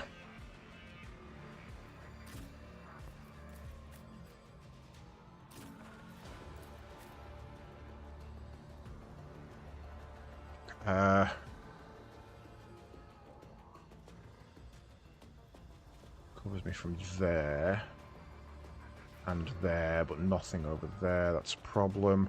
I think it's still the better spot, though. You go there. No, you go there. Tech Priest. I want you there. Idra. Right at the back. Psychic powers I don't feel are going to be too useful here.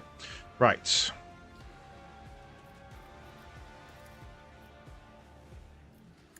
Debuff that one. Cover bonus. There.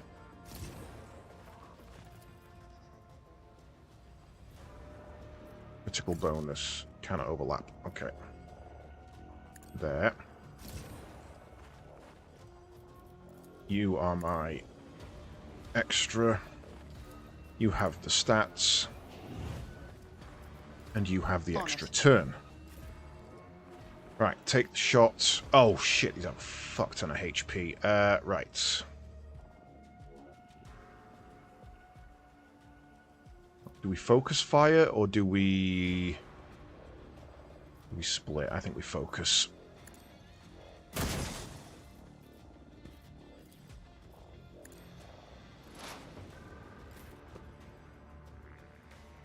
Right.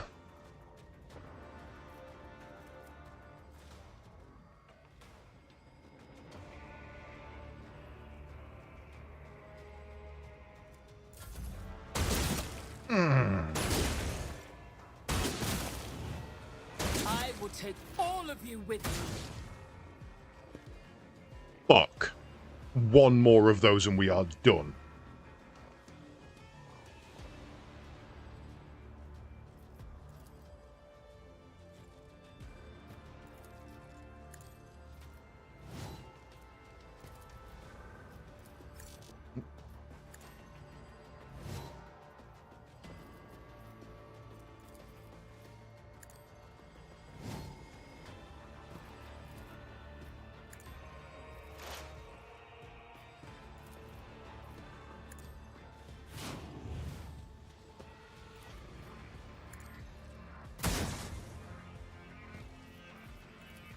I understand your intent. Avalad, not you. Yep, him. But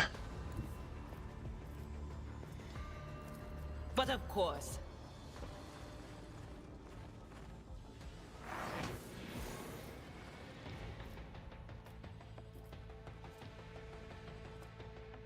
absolutely getting destroyed here. Suppose weakness. That is 24 to 44. That is less.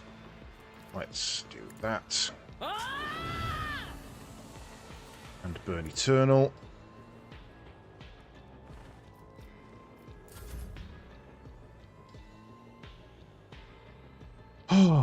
Okay.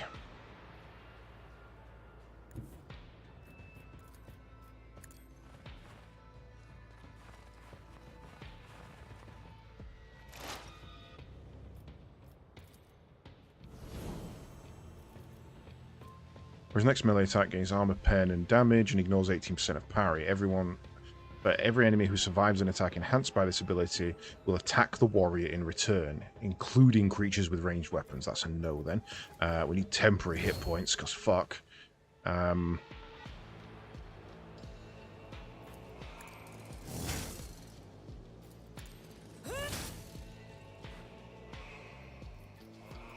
can go into dodge.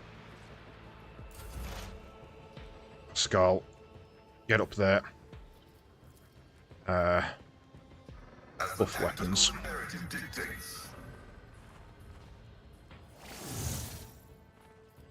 Get into cover.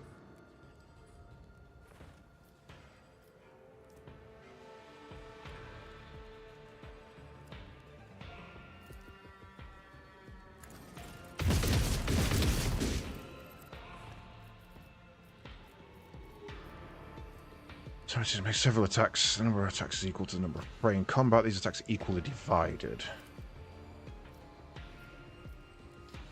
Are they not marked as prey? No, well, they are marked as prey. I guess they're not in line of sight for some reason. That's weird.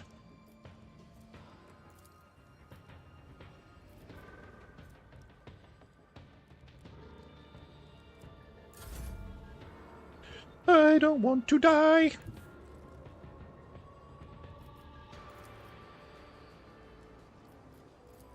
I'll make it happen.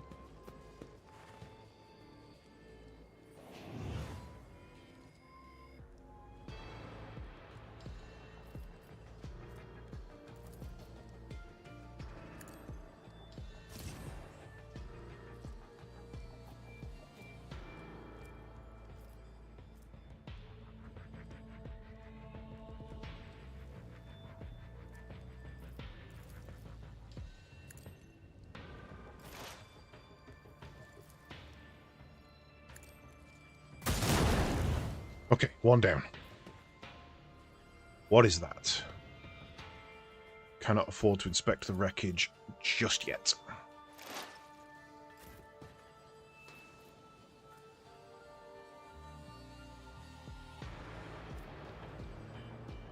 That side is still going to be the death of me.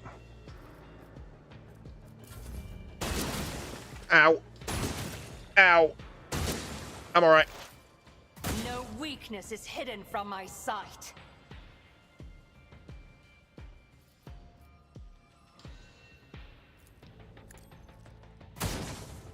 Miss at 95%. You son of a bitch.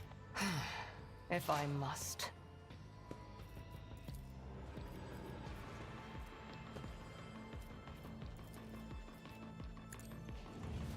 Ancestors guide me.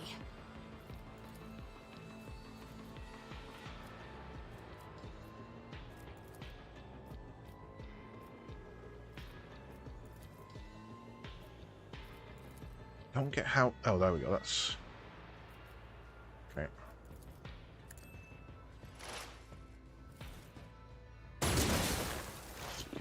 Good dodge. Right. Go to there.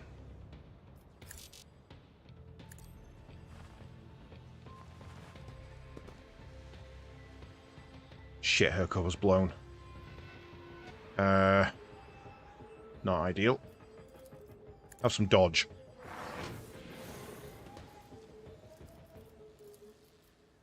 $14, $23. Those weakness. Purge its armor. And burn it.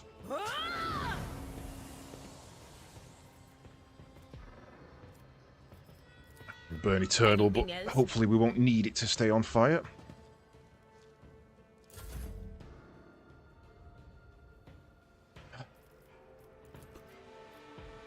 Oh, is that there? Okay, so we could go to there, attack that, then open a wound. Attack it again. Not a problem for me. 2 left, 2 left. Temporary HP.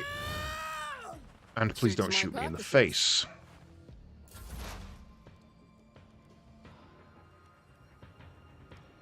Right. Expose weakness. Fuck you, machine spirit. And... oh, that was 4, not 5. Damn it. I pressed the wrong button. Everybody else gets bonuses against my prey. Anybody else can remove exploits as needed. Right. Movement for you. Get into cover. So open on that side. Grand Strategist chooses 1 combat area, and every ally inside that area except the Grand Strategist gains an extra turn with 1 AP and 2 MP at the start of the Grand Strategist's next turn. For every enemy that was killed in the selected combat tactics area, AP is increased by 1. It's not going to help. You still have my combat buff. No, and you can't get it again, so... your turn.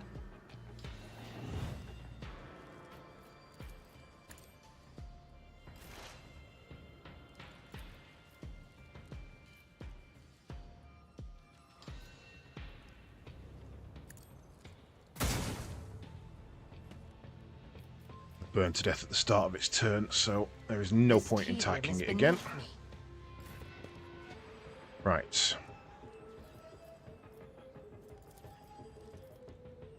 Let's give you 2 a cover bonus.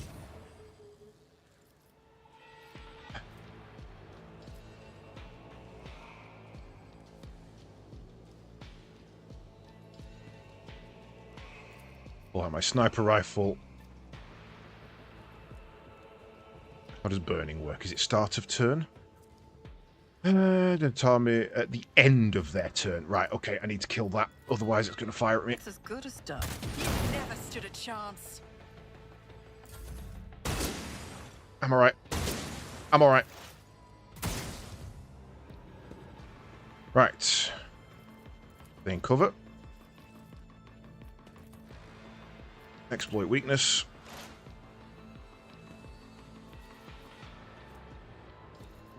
Take a free shot.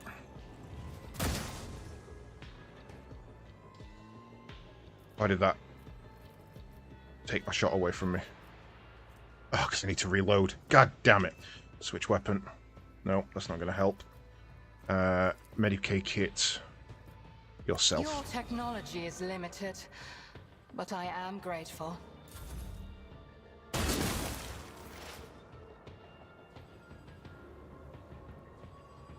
The cover's down. Get over there. You might be able to, but that'll leave you way out in the open.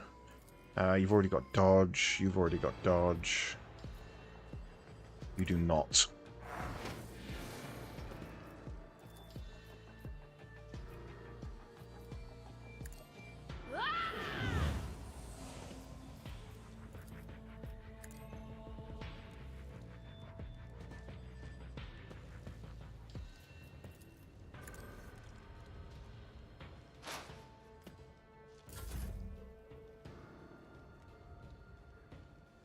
This one's not attacking her. It's great. I wonder if it can't see anybody there. That's weird if it can't. Right.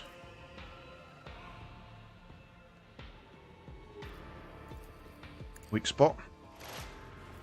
Hit it.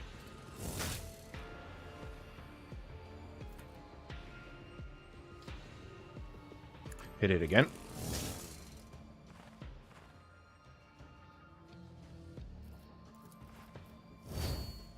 temp HP and get into cover.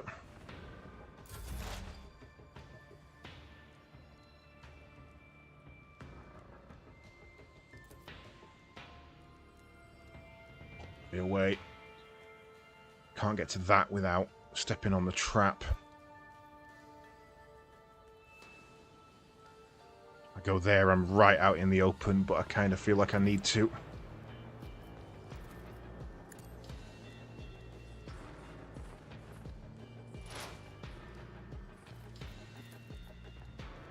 Range. Everyone else can exploit benefits. You're already prayed, right? You're not.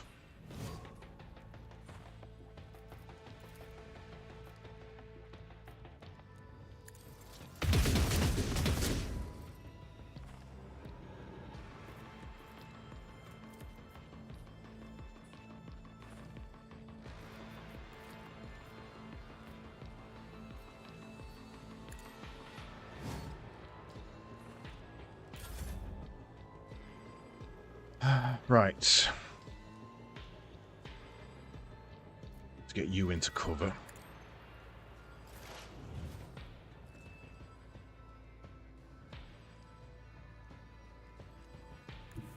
It's the only place I can... Oh, I can step forward. That's fine. Do that. Right, let us move the cover zone. There. You've already had the bonus, you've already had the bonus. You're out of range, but you can have some stats. Enjoy. You take a free turn. But you can't, 'cause you can't reload. God damn it. Okay, well, that's fine. Get into cover, stay down, and exploit that one.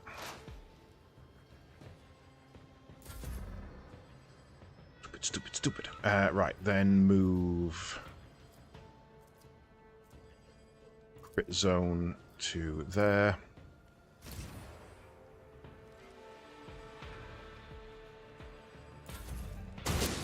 I'm alright.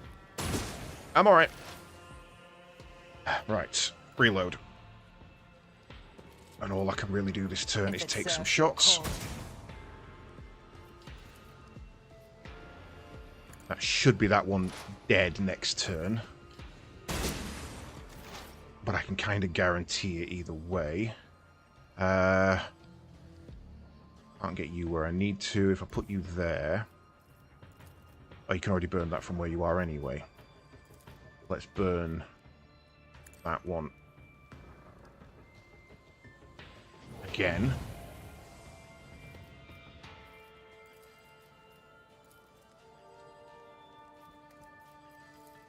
This has been an insane fight. Can I give you dodge? No, I cannot.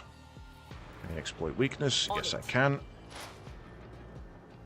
You're already burning Eternal, so there's no fuss about that.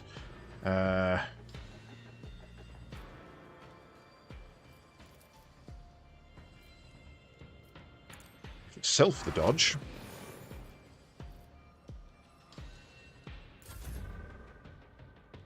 This one hasn't attacked. I don't know why, and I'm happy.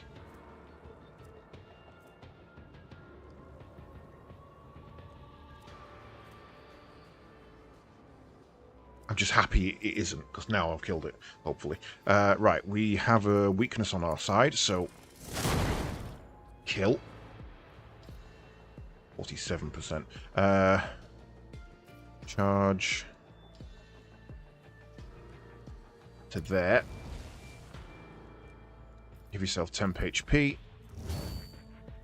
And remain lowest priority target.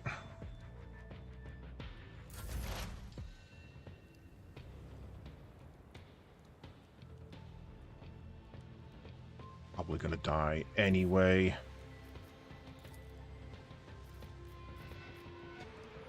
I can debuff you both from there.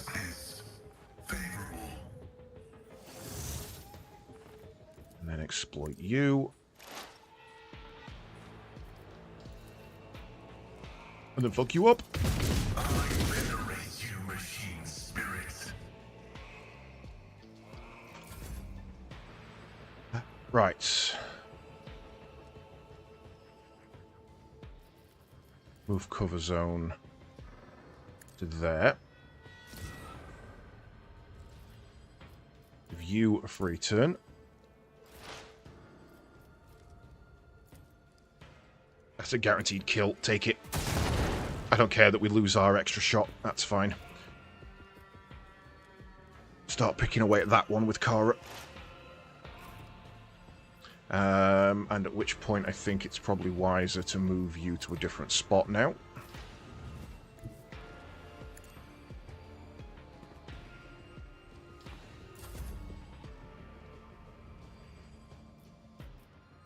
And move your crit zone with you. And probably also get the fuck out the way.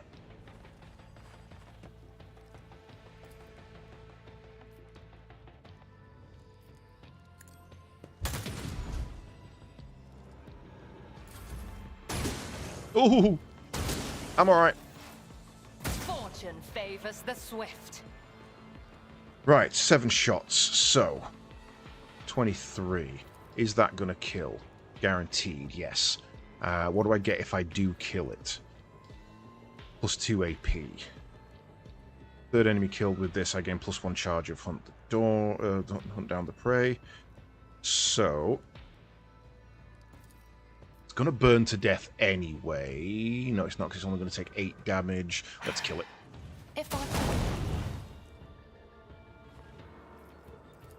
Cover bonus. Shoot. Should have exploited first. I understand your intent.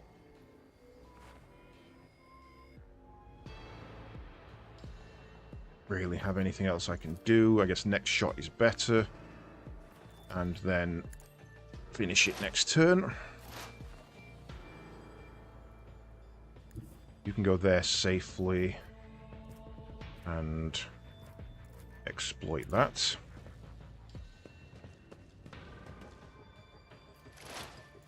Kara extra dodge. Immolate the fecker. And let it burn eternal. Kara. It's on that side, so if we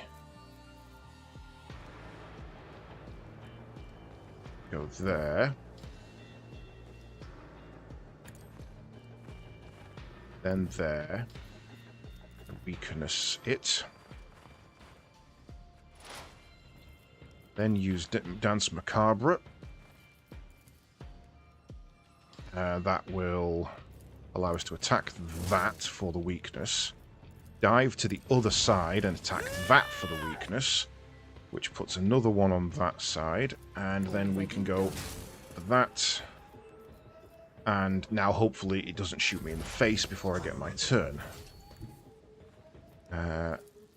Exploit 12 damage. I need to do 12 damage. Pascal, have you got 12 damage in you, my brother? Oh, it'd have to be a maximum roll. Okay, yes. Pop. Successfully terminated. Oh, Lord alive. That had me freaking sweating. Right, nobody goddamn move. State your intention. Start disarming traps.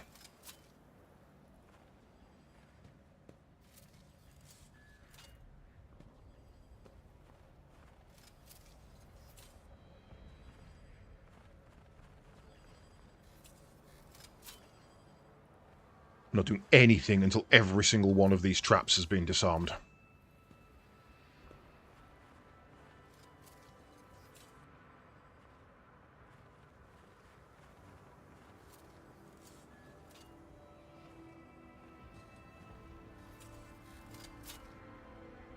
That was horrible. It was utterly, utterly horrible.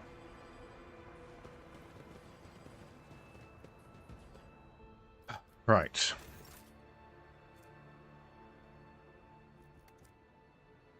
Can I have my window, please? Fresh injury. Let's get some healing done. Let me help.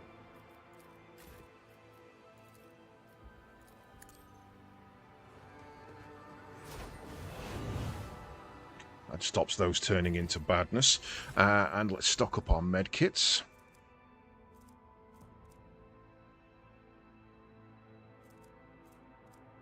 There they are.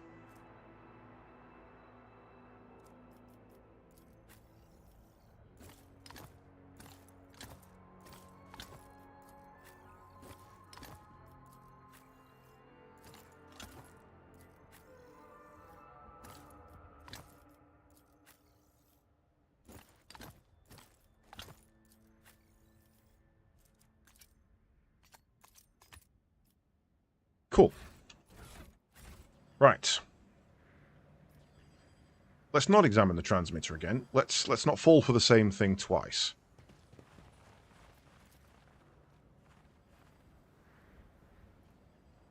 Oh, too hard Intact for a components simple are scattered monkey. amidst the turret wreckage. Perhaps they could be useful.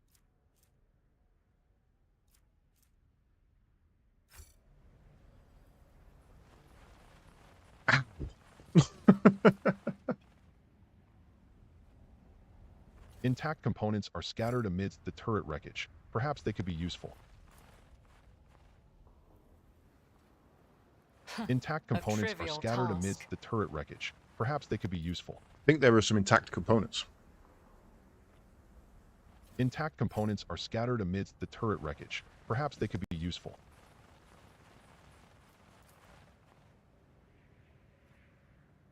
Intact components are scattered amidst the turret wreckage. Perhaps they could be useful. Intact components are scattered amidst the turret wreckage. Perhaps they could be useful. Right. What's this? This unsettling structure adorned in strange masks vaguely resembles the antenna of a powerful transmitter. At its base you see a cogitator and a few other devices. It seems that some part of the structure is buried underground. Okay. 55% chance of success. You identify a number of elements of the structure. The long-range antenna of a design standard for Imperial colonies, the cogitator, the Eldari beacon, and half a dozen other devices of varied origin. They all have one thing in common. This tech is designed to transmit basic signals to neighboring space, the most common being requests for assistance and ship distress codes. So, someone loaded this miserable place with transmitters from various races in the hope that someone would land here and run into their welcoming committee? Clever. I saw similar tactics used in my years in the Navy. True, in a war zone, you are usually on high alert. You don't just hair off after a lone distress signal. But in an isolated place like this, you expect the most likely scenario, just a ship that had to make an emergency landing. It looks like plenty fell for it. Yeah. And I guess the problem was that some Drukhari fell for it and didn't take too fucking kindly. Let's blow this shit up. You set the charges carefully. Without a doubt, the structure will be destroyed with expert precision along with the underground part. Get out of here. The transmitter has been destroyed and will never lure another person into this trap. Unlocked. Heavy armor proficiency and makeshift heavy Xeno mesh. So, armor 60. Armor deflection 4. Chance to dodge 0. Reduces damage by 45. 2 deflection against non-human energies and 5 additional wounds. Makes an armor against fire. I think that's actually better for you. I genuinely is actually better. Oh, that's Eldari weapon. I don't think it's going to be too good for you. One-handed shuriken pistol. We'll have a look. We'll have a look. You don't actually have another one-handed weapon, do you? So that gives you something to use in close combat if you need it. Why are you missing a shit ton of equipment? I've just realized. Right. Awareness reduction. Anti-Xenos sunglasses for our Xenos.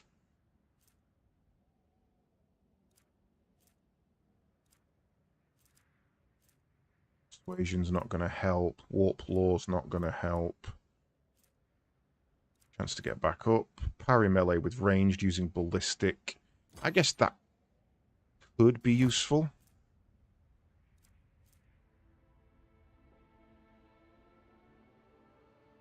Oh, and a non-stacking 5% chance against anyone you've wounded is pretty useful there. Boots.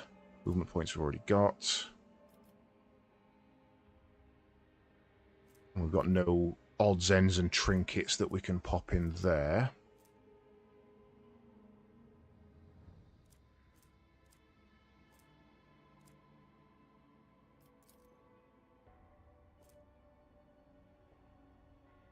Just not worth it. Right. Okay, so what is it we actually need for you? We need a neck and 2 buffs. And for you, I think we give that a go. Looking dapper, sir. Looking dapper. Right, let's get the hell out of this Drakari-infested hellhole.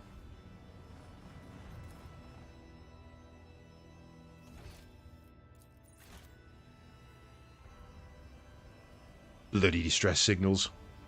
Bloody distress signals.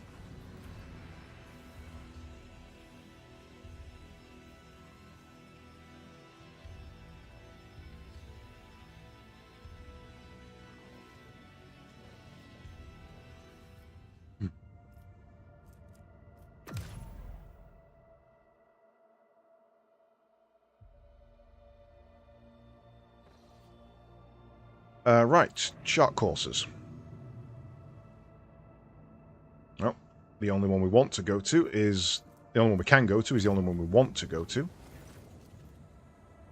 Lord Captain, I keep receiving reports about malfunctions among the various ship systems. This time we are dealing with inexplicable temperature fluctuations. Thermal control failures were observed not only in individual compartments, but even in the soldiers' protective equipment. Several crew members have suffered from burns and frostbite. Okay. The tech priests are performing the rites of machine spirit pacification and remain convinced that the issues were caused by the spirit's obstinacy and defiance. Their reports claim the incidents remain well within the scope of expected performance parameters. Over the last few days, complaints about the malfunctioning thermal controls have dwindled, but the crew members have started whispering that our vessel is haunted. The tech priest's assurances that only the machine spirit's tempers are to blame are doing nothing to dissuade these ridiculous rumors. The warp jump went surprisingly smoothly. None of the deck officers on duty reported any incidents. However, a strange discovery awaited the Lord Captain when she returned to her quarters. The bed was unmade, and the impression of a head was still visible on the pillow. There were no other signs of intrusion. The guard swore under oath that nobody had entered Lord Captain's quarters. Okay. Somebody's been sleeping in my bed.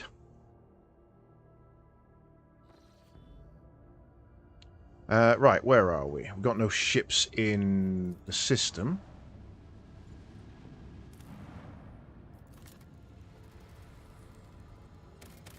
Oh, plasteel. We need more plasteel. Yes. We'll begin extracting plasteel, thank you, from an ice world. Identified Imperial Void ship.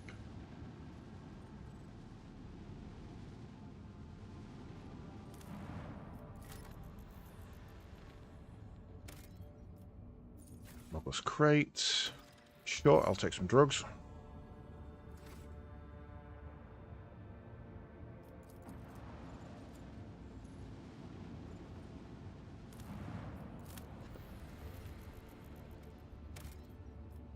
I'll also Do you take know some how many times Xenotech. this world has been traded back and forth between the Von Valancius and Winterscale dynasties? A senseless waste of thrones, if you ask me.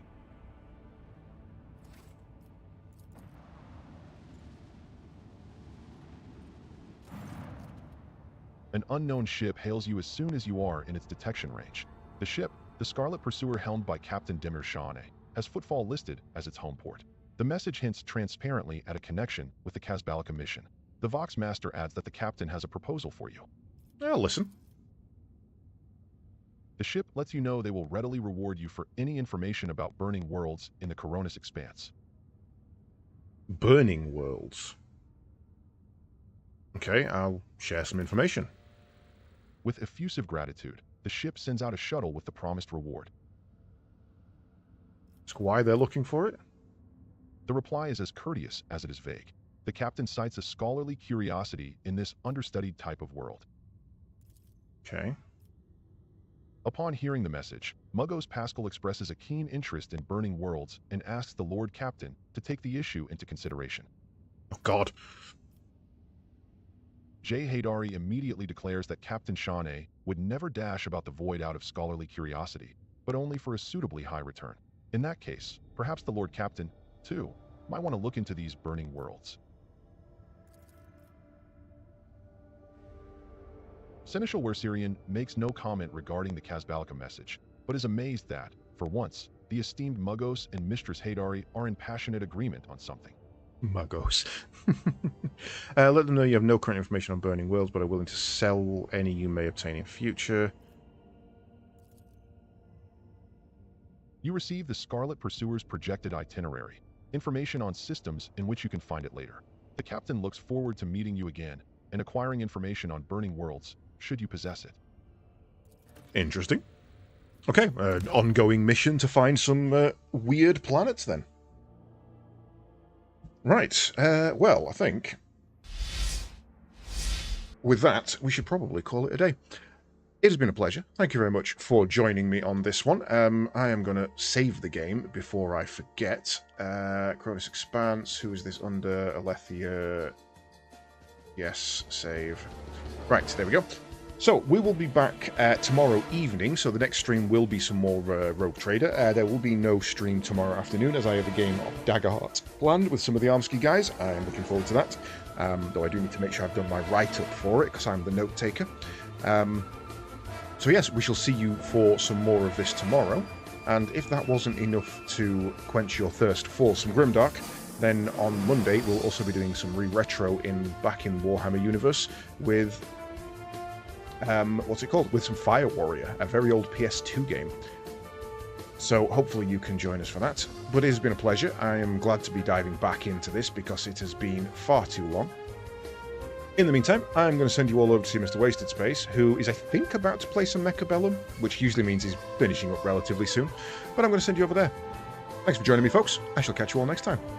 Goodbye.